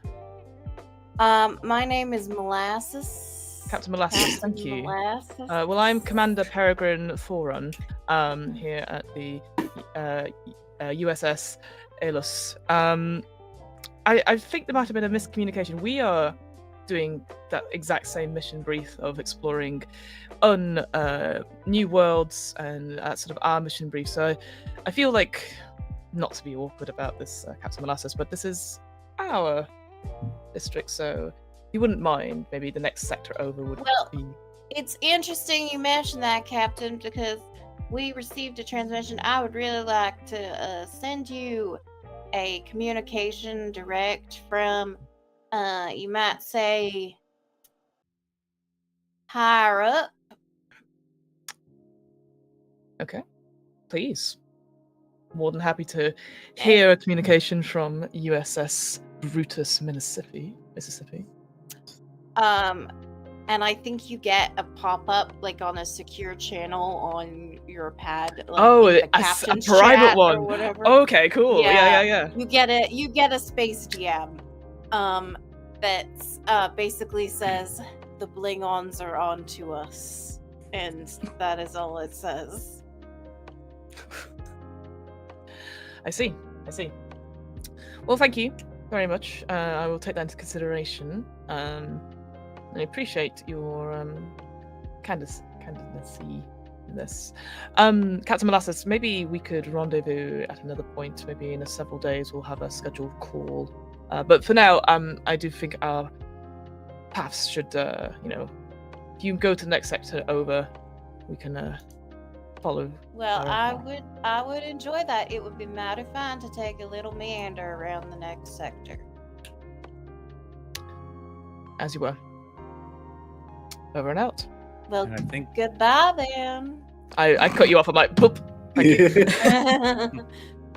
And I sort of, I will quickly turn to Ruiz, and I'm like, I need to see you in my quarters immediately. And we'll... Understood. Heads over. The helmsman says, "We were scanned by Brutus, Mississippi, and I think we're being scanned. It's a good place to get it." so. Who is getting the purple die? I think our dutiful commander. Oh, what? Betrayal! We have to balance it somehow. Well, it was the Do Brutus. we? No, I'm kidding. That's fine. Et tu. Yes. To Soul Rico. To Brutus, Mississippi. To Brutus, Mississippi. Yeah.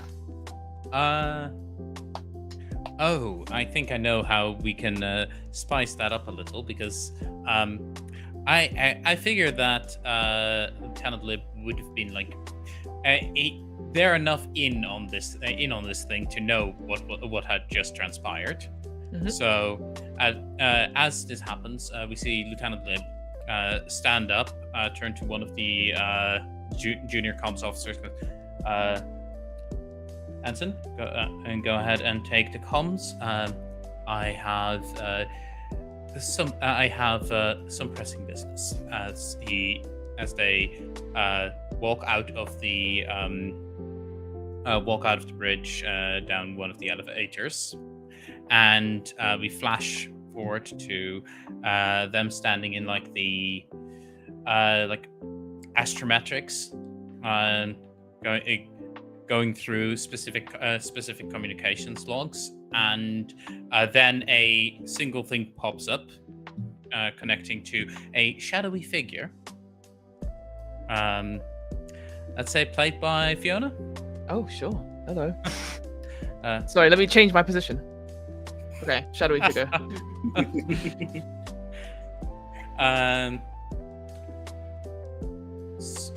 Sir, there has been an irregularity. I'm just calling to confirm a ship with with intelligence destination Alpha was sent to our sector.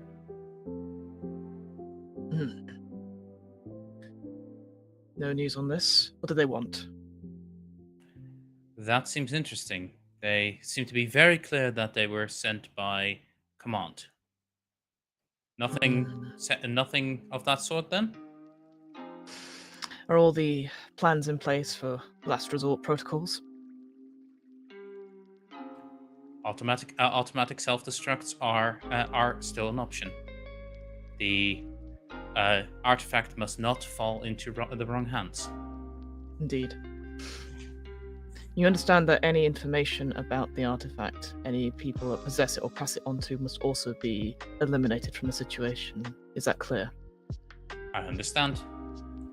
Then you know what to do, Lieutenant. Affirmative. Lieutenant Lib out, and the thing dissipates. Mm-hmm. And I think a purple dice in order just for how poorly this is going to go for the rest of the ship. Oh. Go for it. Yeah, I take it. And then who are you passing it on to? You know what? Share the love. Gilly. Super. And then Fiona. Yes, I will do I'm going to establish a quick scene, which will be with Chief Medical Officer Ruiz, but I would invite Ensign Lena, to come in at any point should they wish. I'm not going to force them to do that because I appreciate more people in the scene a bit longer. So it'll be straight after that communications, and we'll go to quarters and sort of come in. It's actually quite sparse for commanders stuff. There's various like awards and like maybe pictures of herself. No pictures of the ensign though. Nothing personal or anything like that on display. Goes to a replicator. It goes a Shabado 1862, please. 2 glasses. And pulls out two steaming wines. Need to get that plug-in sorted. Here. Passes over very hot wine, but in a glass that is obviously insulated, but it's steaming ever so slightly. Yeah, they assigned Ensign Lori to be in charge of temperature. Yes. Probably. Well, to be fair, it was better than when it was literally dispensing wine ice cubes. Yeah, like frozen. We go between 2 states. May I be frank with you, Soul? Sure. You all seem to be the only empathetic, honest person on this ship. So, why did you become a part of the Federation? What made you sign up? Well, as you know, Delta Z has long been a Federation planet. Mm-hmm. I think we have a long history. I think, for the most part, we've been a force for good. And we have I think we have the potential to do even more good, and I wanted to be a part of it. See, that is very interesting because I admire loyalty in the team, and you certainly have a beautiful way of showing your passions and stuff, but loyalty is very different. You see, I've heard on the Solar Network that you've been posting a lot of anti-Federation things, and suddenly some little bit of news sort of gets out and we are being tracked. Now, why would that be? Chief Medical Officer, why would that be if you are so for the Federation that suddenly all this sort of stuff comes up and that we are being followed and the rest of this livelihood of the ship is under threat? And will carefully drink their hot wine.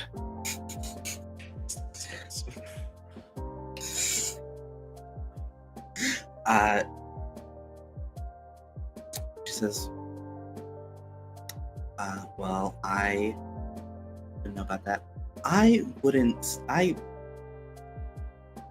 To be clear, I don't view myself as I love the Federation. Do you? I think command, I think the people in the highest offices, I think I disagree with certain decisions that they've made. Do you disagree with some of the decisions that I've made as your commanding officer? No. I disagree with some of the decisions I make sometimes. I think at the end of the day, you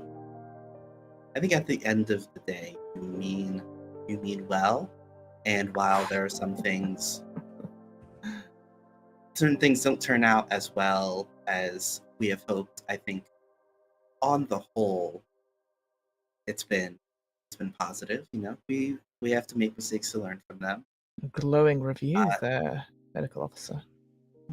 I mean, as far as I know, you haven't lost us any lives, so that's pretty good. No. And neither of you. Maybe we should keep it that way. If I find out that you were the one responsible for what is about to happen, I cannot guarantee your safety. Is that clear, Chief Medical Officer Sol Rico? That's clear, Commander. May I ask what you believe is going to happen? This is the point at which Lena enters and the doors do their thing. And Lena walks in, and Lena has always looked very put together, and I think looks a little shaken at this point and says, "You wanted to see me?" Dismissed, Chief Medical Officer. As she gets up and leaves, she keeps the wine. Yeah, absolutely. Drinking on duty. And again, That's another mark in her permanent record. It's synthahol. There's no actual alcohol. The replicator doesn't make real alcohol. Not anymore, anyway, thanks to Laurie. Not anymore since the incident. No, it's so hot the alcohol all burned off. Right. Has Laurie accidentally made the alcohol real? Is the question. That Oh we my should god. ask. Oh, no. 80%. Oops. And I She think doesn't know what 40 proof means. She just. Oh, God. And I think Proof just is in the good. sick bay, More it's like- proof is better. Just in the sick bay. What's all this liver damage? unless again, Gilly, I don't want to cut off your scene because I'm just aware of time. Is there anything we can No. just do? I think that I really just felt like it was coming to a good transition point, so Perfect. Yeah. I wanted to Cool. provide an out. Great. Okay. Thank you. So that's the only scene. I see a nice positive dice. Thank you, guys. But I'm going to give it away. I'm going to give it straight away to Ensign Lena. because I want to see what happens next. I'm collecting. That is a full round, Yep. a full 2 rounds. So now we are going to tilt. Which the way this works is everyone is going to roll whatever they have in dice, and then the highest on the side of blue and the highest on the side of purple are going to get to do some things. So I will be rolling 1 blue die, and I roll a 6. So blue 6 to beat and purple 0 to beat. Fiona, you can roll a blue and a purple. Okay. Sorry, I was looking on the wrong thing. No, sorry. This is. Oh, I'm just gonna roll. So I rolled a 1. I'll say that's on the blue, and I'll roll again. A 4 on the purple. So purple 3 versus purple 3 and blue 6 to beat. Gilly. Okay, I'm gonna roll 2 blues, I guess. Yeah, 2 blues and 2 purples. Okay, so I'm gonna roll the. Oh my goodness, why is it doing that? Stop Do you it. want me to roll it for you? No, I'm a responsible adult. I can. There we go. Okay, this is blue. 7 blue, Whoa. and I'm rolling 2d6. And 7 So purple. 0. Okay.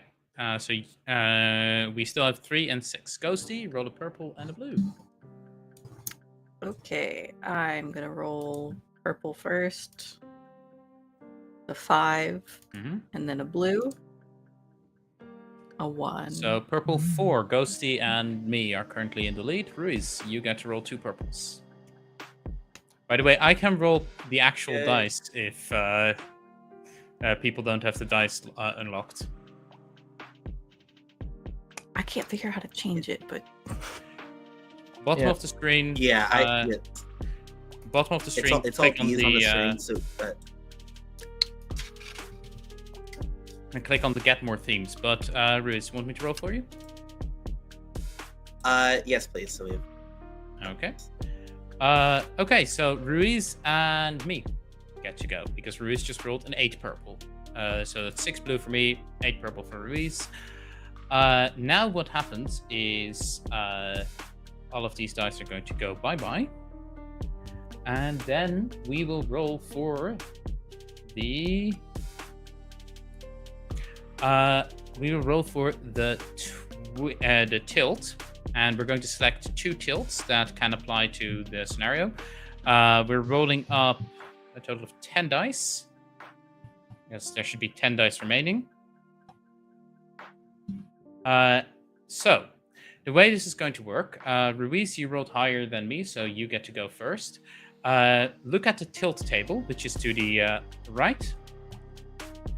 And then you get to choose one of the top line categories, which I then get to do a based on the dice that we've thrown. So you get to either choose tragedy, innocence, guilt, paranoia, or failure.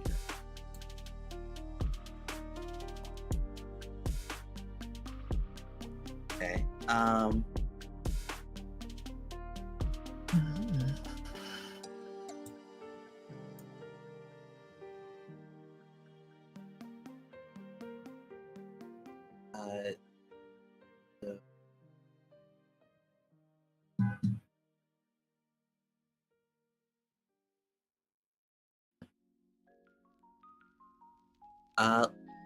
Let's say guilt. Guilt. Oof. Okay, so that's the 4 gone. Yep. So we have 1 tilt potential called guilt.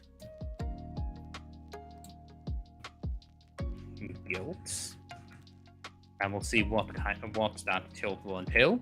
And then the other tilt, I am going to choose.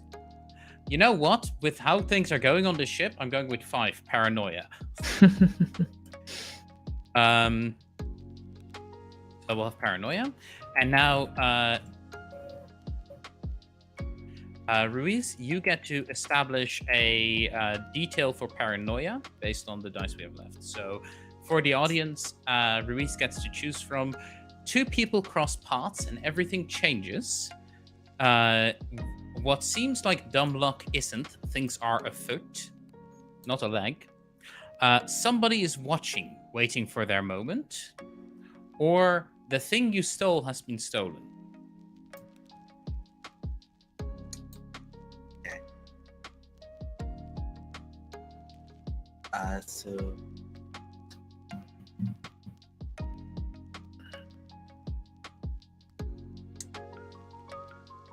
let's go with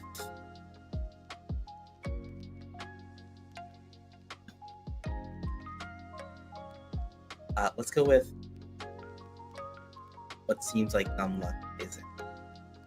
Oh. I think I know what that's going to be applying to. What seems like dumb luck isn't. Things are afoot. Okay, so for guilt, I am going to go with a showdown. Mostly because I've got a really good idea for that. So we are going into overtime at this point. So where normally we would have we would do 2 rounds, we're now going to do just 1 round. And the way this works is during this round, we'll assign 2 dice to the scene, to every scene, which can be either the scene went well, double blue, the scene went poorly, double purple, or some parts of it went well, some parts of it went poorly, blue, purple. And the player who gets them may assign one to themselves, and assigns one to themselves and assigns the other to another player. I did just realize, by the way, that this purple die that Gilly has is actually probably like accidentally moved because... Yeah, there's 5 and 5, yeah. Yeah. So, we resume with Gilly. We know that math is not my strong point. This has been well established. So, I am establishing a scene, and I think it is, I think that,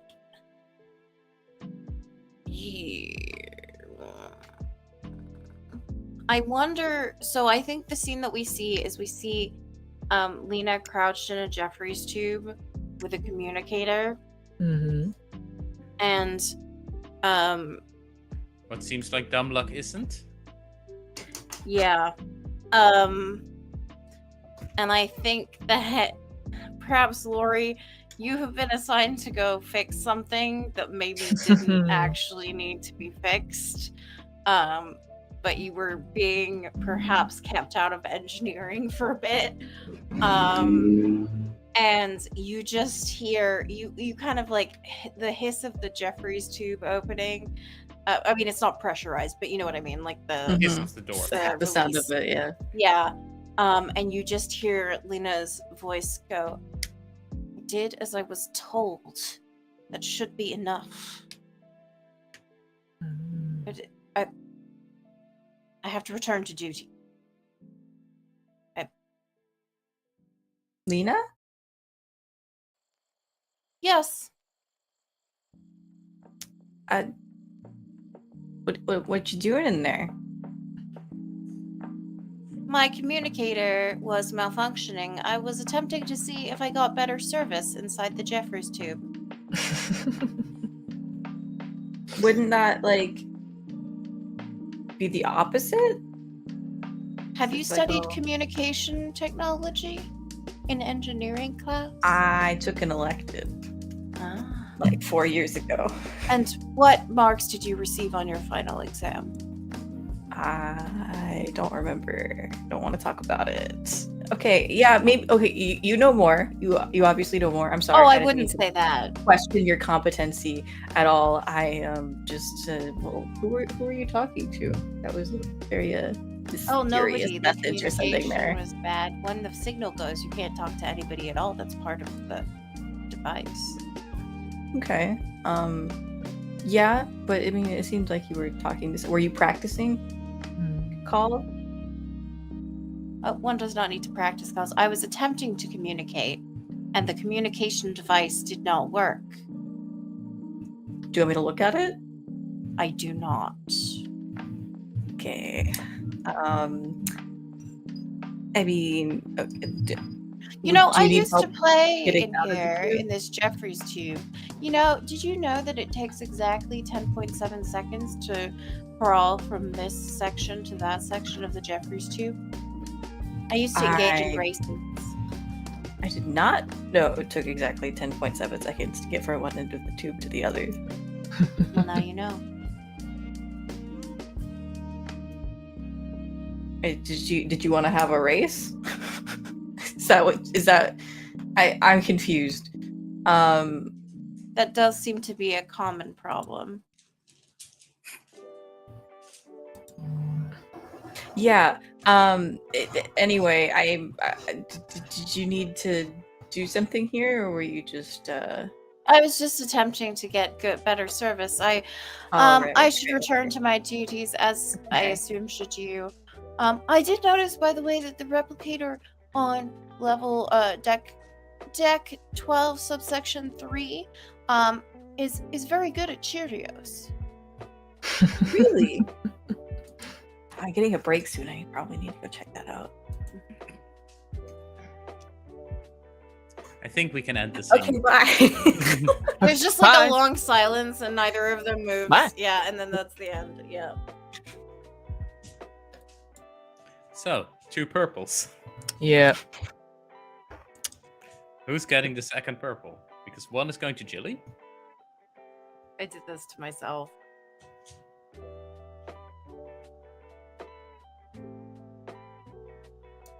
Who's your second purple going to, Gilly? Oh, what goes to me? I'm sorry. I thought someone else was giving me one. I forgot how this works. Oh. I think it's fair if Ghostie gets it because I will take that. For this one goes to you and one goes to the other. Yes, Normally it would just be definitely one goes to you, communicated. but this speeds it up a bit. No, you absolutely communicated that, and I just That's okay. immediately. It's not very processed. early in the morning for you, so do not worry.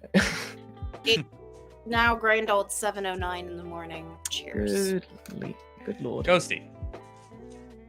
Oh boy, I'll resolve a scene if there's anything that any suggestions somebody has. What do you want to resolve it as? Good or bad or mixed? I feel like we gotta resolve it as let's do mixed. Let's mix it up a little bit, not just full bad. We'll do a mixed. Could be good or bad. Maybe Laurie has decided to report in what I know how this can go very bad, and potentially come out decent for Laurie as well.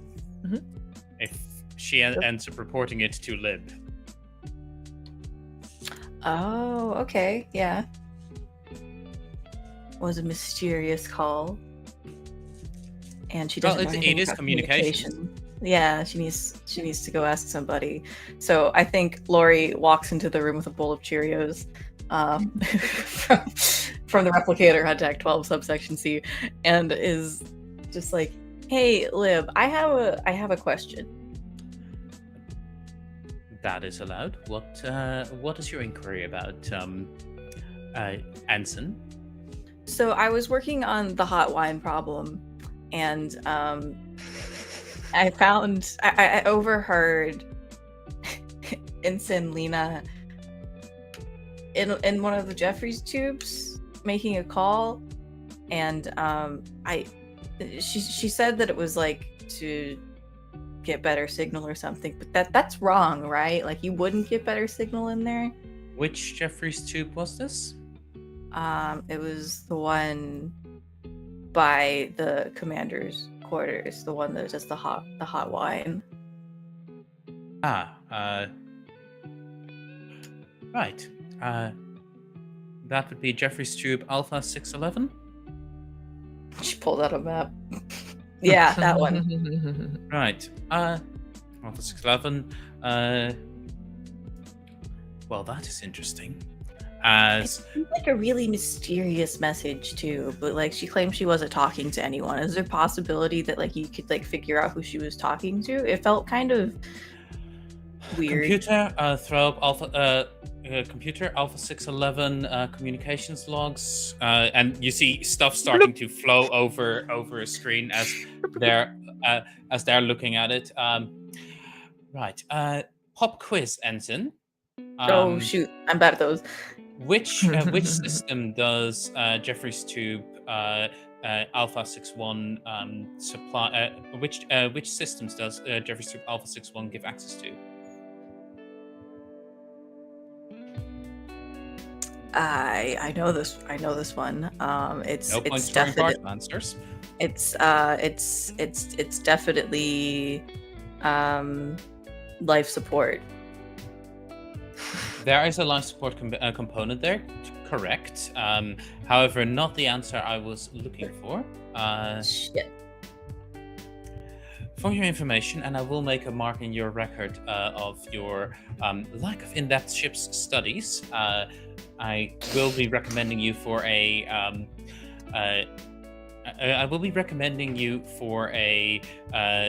additional course in ship configurations. Jeffrey's Tube Alpha 61 is the main. It has the main communications dish channels, and as he clicks something, all the communication logs happen. Well, that is interesting.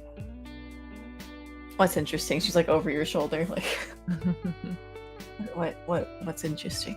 Computer, please note a distinction for Ensign Laurie, and you are dismissed, Ensign. As the last thing we see as the doors close is we see first off an outbound communication to the an outbound communication from no sender noted because it was directly hardwired into the communications dish to the Brutus, Mississippi. Oh, betrayal! And we see the next thing that we see Lieutenant Lib opening up a second window, which as it is opening, the screen fades to black. Okay. Very mysterious. All right. I believe that I deserve the bad for that one. And I'll give the good to Lieutenant Lib. Wait, Either. At least you did end up getting a commendation. Yeah. For how long? That's good, Don't right? worry about it. Ruiz. You're still not gonna get out of the ship study course, though. Yeah. that's Yeah, not that's Yeah, a you long just time got a coming. commendation for snitching.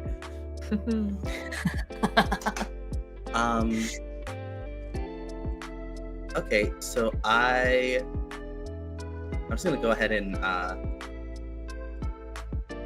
in the middle of all this mess, I'm gonna take two good. It's something Resolve. here. Okay. Yeah. So you want to resolve?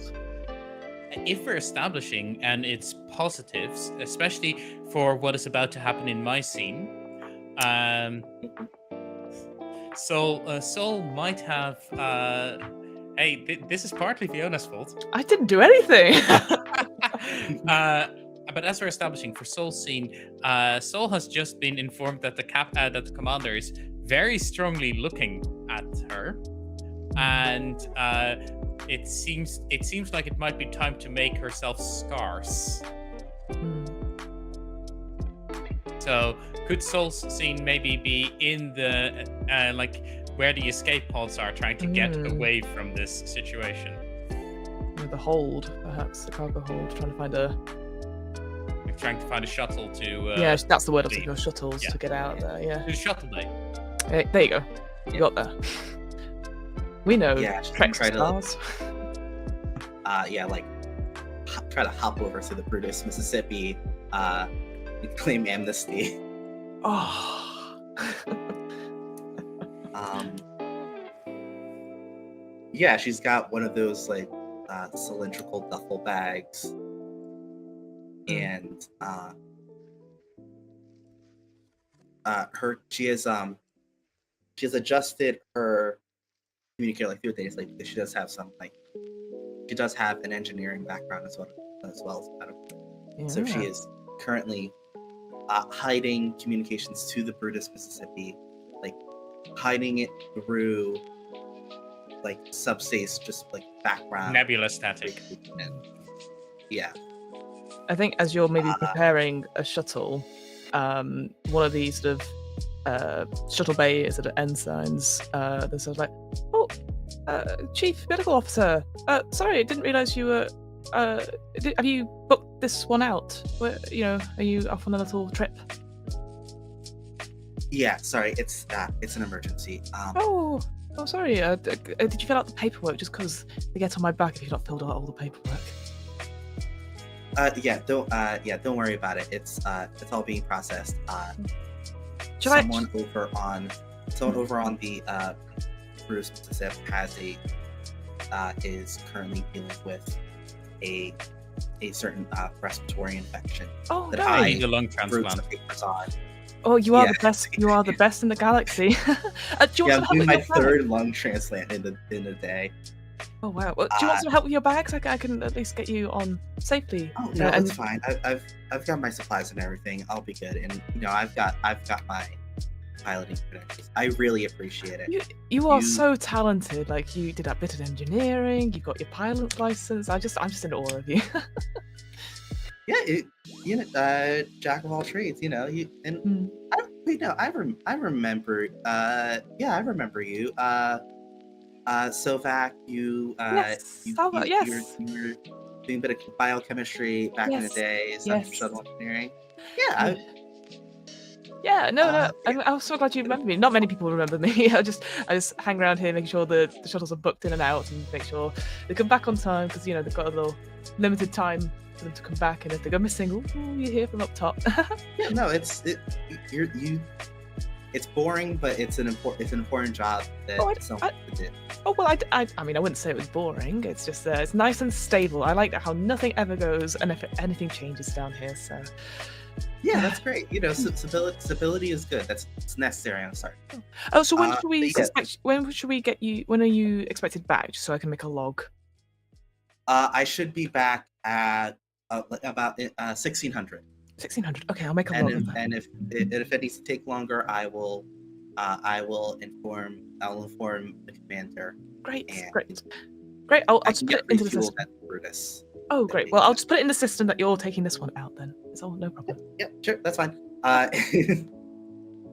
Yeah, and she just like hops in, takes it through, and the second she's out of the field, jumps to warp. Jumps immediately to maximum warp. Incredible. So who's getting the other blue die? As the shuttle is leaving, if I know this wasn't in the scene, but if Ghostie, if you want this, she like leans over and says, "You get back there, Lori?" And Lori stowed away. No! You just see a thumb come out from behind the back seat. Just where's all my crew going? Well, I have bad news for you. I know, I can see Fiona, it coming. Because one of your crew is heading straight your way in the next scene. I see it coming. This Brutus ship. It too, Brutus, Mississippi. It too. Setting the next scene is Lieutenant Lib marching with a purpose towards the ready room as they commanded to the ready room. Is it important, Lieutenant? I am dealing with some things here. Very. Priority Alpha. Priority Alpha, understood. I'll be there shortly. As they enter into the ready room, as you enter into the ready room, the lieutenant is already standing there, standing next to the view screen. and the view screen comes to life with the shadowy figure. I brought my hot wine. Yep. Oh, I see. Commander, there has been an issue as we begin a showdown. You have not been running a tight enough ship, I'm afraid. One of your subordinates, and there's at this point a pregnant pause as before they continue.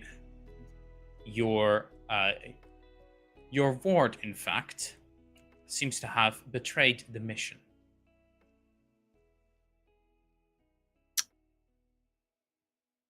What evidence do you have for Ensign Lena to have committed anything?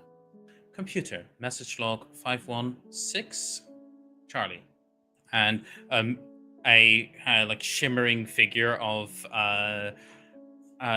Lena appears on screen. Lena, would you like to say what your character says as Lieutenant Lib says? The Ensign Laurie noted a communication unauthorized communication that had happened on board the ship, so I started doing some digging.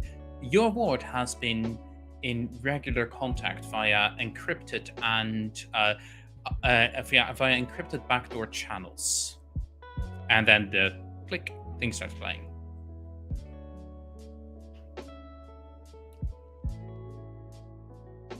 Look, I am no longer able to work in secret. I begin to think that those around me are discovering what I'm doing.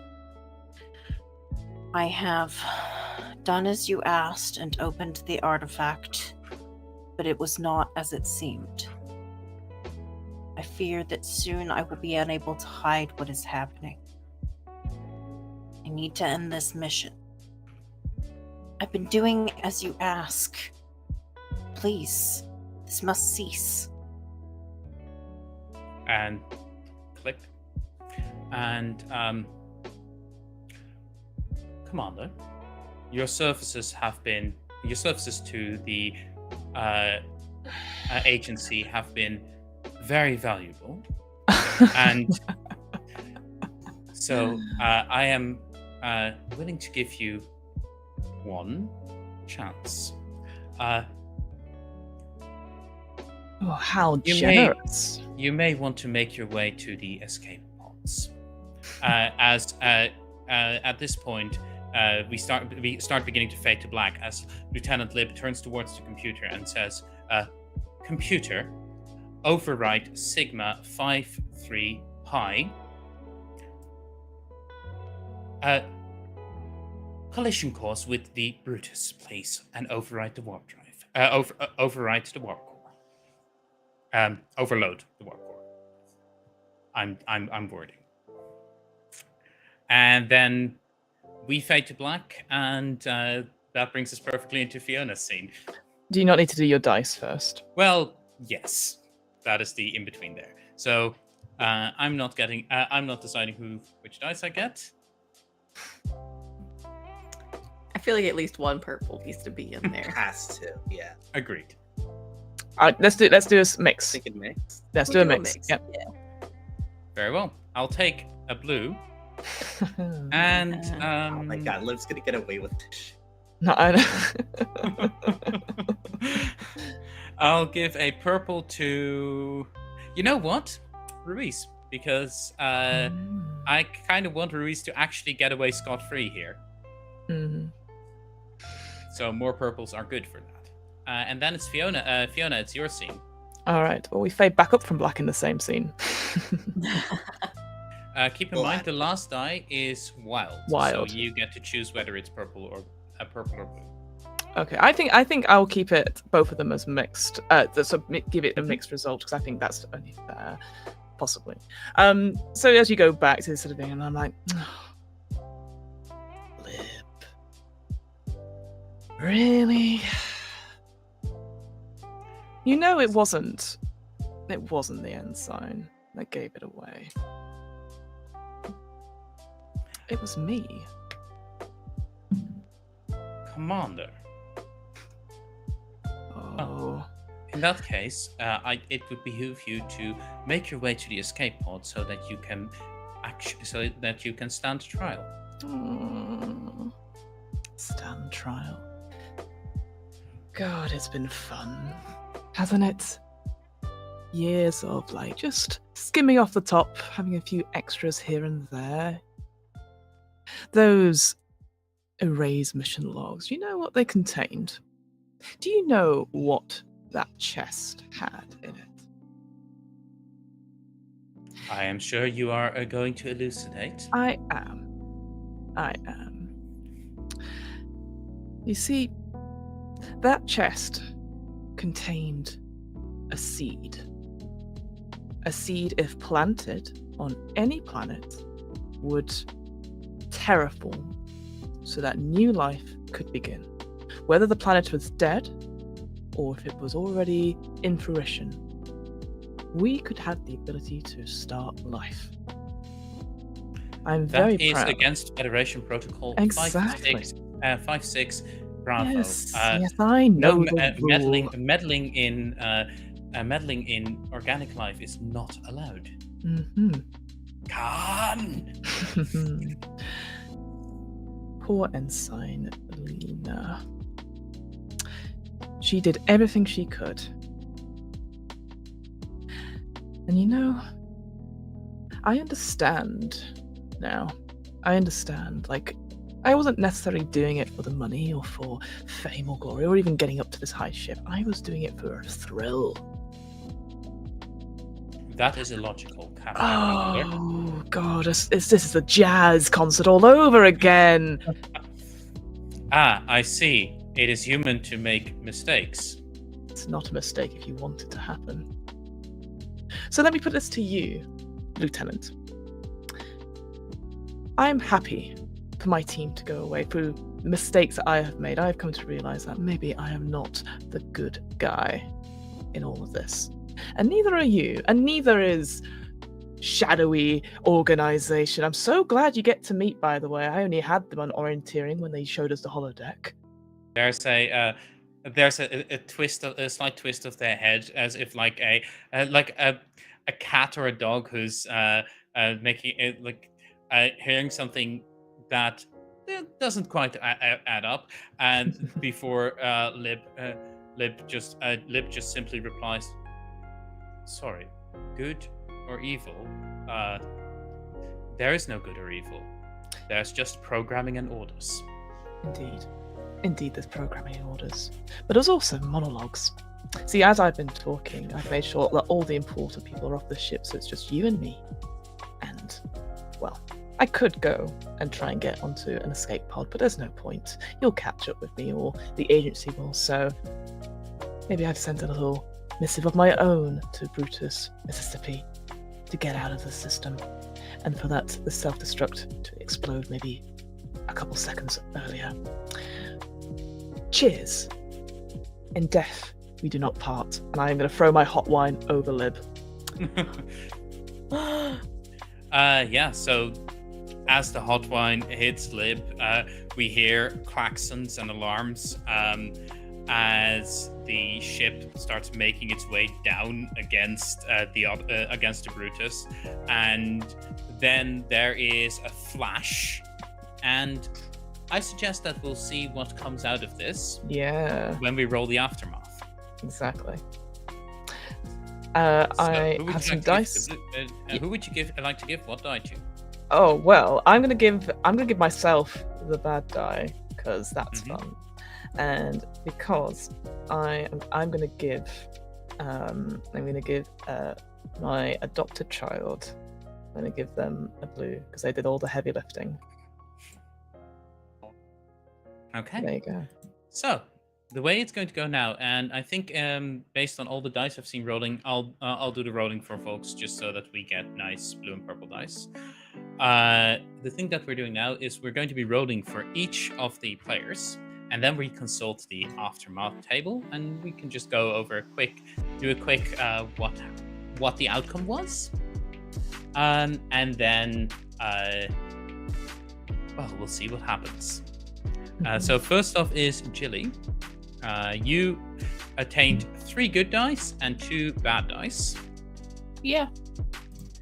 And the outcome is as follows. You rolled a 5, a 6, and a 1 of blue for a 12, minus a 6 for purple, giving you 6 blue, which is weak. Oh. Hey, you're busted, beat, and broke down. But at least you've learned a lesson about human greed and frailty, right? It'll serve you well in prison, which is where you probably had it. To be fair, actually, pretty fitting. I mean, I think if I might add narrative, do you want me to wait till you roll can. for everybody? I don't know. Okay. I think what we see is, I don't know if anybody else has watched The Expanse, Mhm. but I think it's like Lena floating in space with like a transponder signal blinking in a spacesuit, and with like one of the travel pack things. It's a jetpack, is what it is. Mhm. And I think it's exactly like that scene in The Expanse where the dude who will not die is just like waiting to be picked up, and I think you just see Lena's face going like, this was illogical, and that is where we leave them. Very cool. Then we have Ghostie. Ghostie had 3 bad dice, 2 good dice, for a total of 5 blue and an 8 purple. Oh, that's not good. That's purple 3. Harsh. Shit in a bag harsh. A lifetime of medication harsh. A big black cloud of hurt is going to rain all over you. The things you need to happen are not going to. Simple as that. Well. Well. Deserve. Well. Oh boy. I don't know why a lifetime of medication is sticking in my head. I feel like Lori is just so confused about what went on that ship. She's just like, She never wants to work with the Federation again. no, I don't think she goes back to working with the Federation. I think she just like completely does like a 180 and like just completely quits and moves like some like little tiny town and just gets like a bartending job or something and is constantly breaking all the glasses and like, Oh no. The wine is always hot. No. yeah, the wine is somehow Except for the always mulled hot. wine, which is for some reason always Mulled tepid. wine's very good, and that's why they keep her out. Because like she's constantly trying to do like the bottle flips and stuff, and it's just shattering. It's a good like 50% chance that she actually catches it, but it usually spills. Just fully like away from like, I'm never serving on a starship ever again. So next up we have Ruiz. Ruiz has a decent chance of a good ending actually, with 3 bad dice and 1 good die. Let's see. Ruiz rolls a 3 on blue and a 16 on purple. So aftermath, awesome, insanely great. You will emerge not only unscathed, but if there's a girl involved, she's dropping her drawers. You might even get rich of this caper. Who knows? Time for a new ride.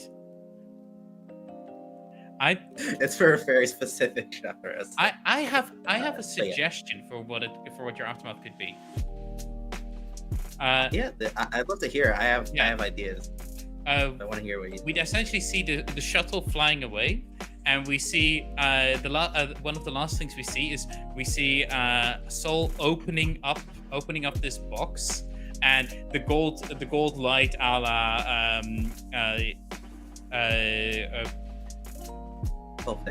Pulp Fiction. Yeah, the gold Raiders light a of the la Pulp Lost Fiction shining up at her, and just snaps it shut, and everything is coming up Rico. Everything's coming up Rico. Yeah, I think she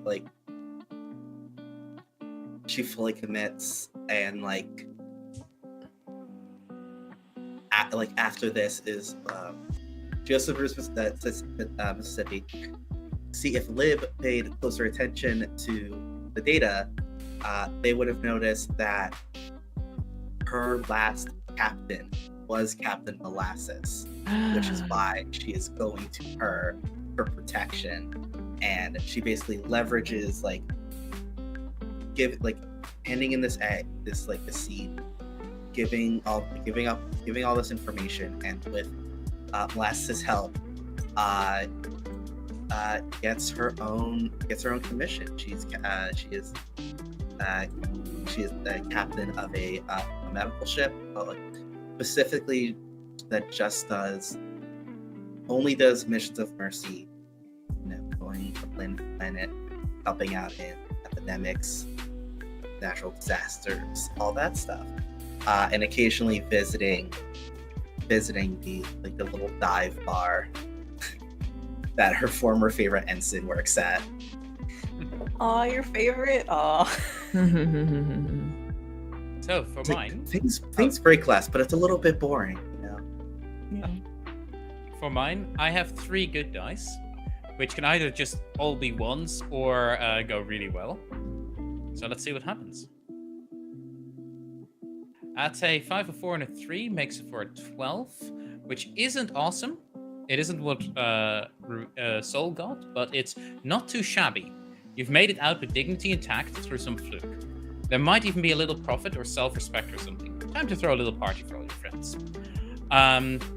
And here's how this pans out. The ship is flying towards the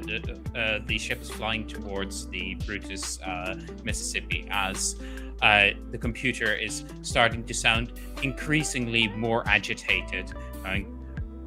Warp core containment fields 20%. Warp core containment fields 10%. Warp core containment breach imminent. Warp core containment breach, and then everything goes black.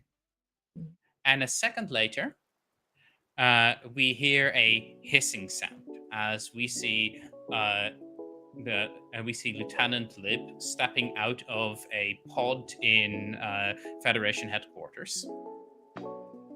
Benefits of being a robot. And we see Lib walking up to the like an office of Federation intelligence. We hear Lieutenant Lib reporting for duty, and then we see a little bit into the future. We probably see a scene where a Federation where a Federation recon ship is slowly stalking a Federation medical ship as Captain Lib is following behind. Just a little bit of ominousness to add to the good. And that leads us to the commander of it all. Easy there, Commander Khan. 1 a good die, 2 bad dice.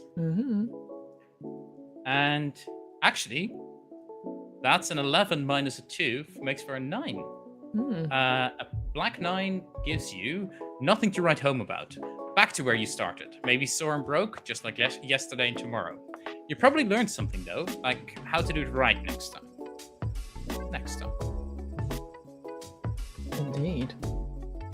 So, I think with all the things happening, explosions and stuff, we do see another kind of escape pod leaving, probably an EV, from the commander's quarters. It sort of drifts in some time and lands on a planet. Seems quite barren itself, probably quite close to where the away mission went to. And it's like a sleeping bag suit. God, that was rough. Okay. Commander sort of pops out, looks around, and sort of goes, well, this will be a good start. And from their pocket, they pull out a seed. And they just put it into the ground and cover it. And watch, slowly but surely, a few little leaves, grass blades start to grow. And that is how we end our fiasco. Ooh. What a mess. What a What a- fiasco! Credits roll. Yeah. We did a successful fiasco. Good job, everyone. Good job, everyone. Amazing. So I would like to thank all of the players for playing. I would like to thank all of the folks who donated and helped us reach $145 at this point for donating. And I would like to remind everyone that this is not the last stream. In fact, this is only the first stream of today. The next stream is going to be happening in around half an hour, and it's going to be Friendship Can Be a Fiasco with Nox, Archival Dust Bunny, The Goose Girl, and I need to double check the name so that I say it right. Soulful Sapphic. And yes, that is a My Little Pony reference. If you want to see that show, I've just dropped a link to the upcoming live stream for that. And before I'll kick everyone out and get ready for the next stream, I would like to reintroduce you to all of our wonderful players, starting with the pawn herself, Gilly. Hi, I'm Gilly at Oh Look It's Gilly most places on the internet. You can find me later today at 5 p.m. Pacific, 8 p.m. Eastern with Nox and Soulful Sapphic on Nerds with Dice. We are having our mid-season finale of our Masks campaign today. So we've been promised a beach episode because let me tell you, the last 4 weeks have been very stressful. So I'm looking forward to that. There's a couple more projects I have coming up that I don't have permission to announce yet, but I'm very excited. I will also be at Big Bad Con at the end of next month.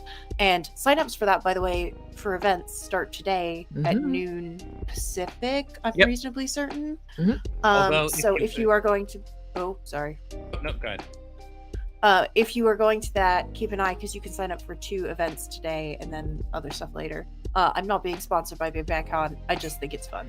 If you want to do small press selling, by the way, that has been open for a while, so be quick or miss the boat. Yes, absolutely. And I will be running an editing and writing for TTRPG's workshop, which I like to think is going to be like a big discussion about problems that writers and editors have and answer some questions that maybe people have or have been struggling with. So check that out. It's on Saturday at a time that is it is somewhere in the early afternoon on Saturday. I moved it, so I don't remember what time it is now, but it's on the schedule. It exists. And next up, Ghostie. Hi, I am Ghostie JK, also on most places on the internet. I believe I have 2 streams tomorrow. One with Girls Run These Worlds, where I will be playing a little hobbit. And it's always going to be fun. A lot of shenanigans are going to happen with that one. And I also have a playtest for the new system Sagas that is being developed by OKSDM. So I'm very excited about that one. That one's going to be a cyberpunk thriller, I believe. I've played that. It's very fun. It is very fun. Like, I haven't gotten the chance to play it on stream yet, and I'm so excited. It will actually be on channel tomorrow for the second game. Next up, Ruiz or Cuckoo Zero. I'm Ruiz. I've been a doctor who didn't do much doctoring. Besides the lung transplant. You transplanted a lot of lungs. You played jazz, you flew a aircraft, it's all fine. Ruiz, I'm on most things at Kucheru, KUKUXERU. Nothing to announce now, but September 15th it starts Latina Heritage Month. Keep eyes open on that. That's I'm gonna be busy. That's really great. Amazing. But yeah. And finally, last but certainly not least, Fiona. Hello. When I'm not being a terrible parent. You can find me on What Am I Rolling, which is a twice monthly RPG one-shot podcast where I do lots of different RPG systems. I've started doing a couple of streams, which are like too long, didn't read tabletop RPGs, where we go through a quick start or a book just on stream, so it helps me read my books, because I do not do that for different RPG systems. I know, right? You should don't look at the hard drive. Anyway, if you like, there's only one system to rule them all, and you're like, well, okay. But also there is the DM's book club where we take some D&D lore, we look at it, and we improve it drastically. With myself and co-host Hamilton, I'm also an improviser. You can find all the links on the link tree that's in the chat. And thank you very much for having me. I've really enjoyed it. Amazing. And with that, I have been Tav. I am still Tav.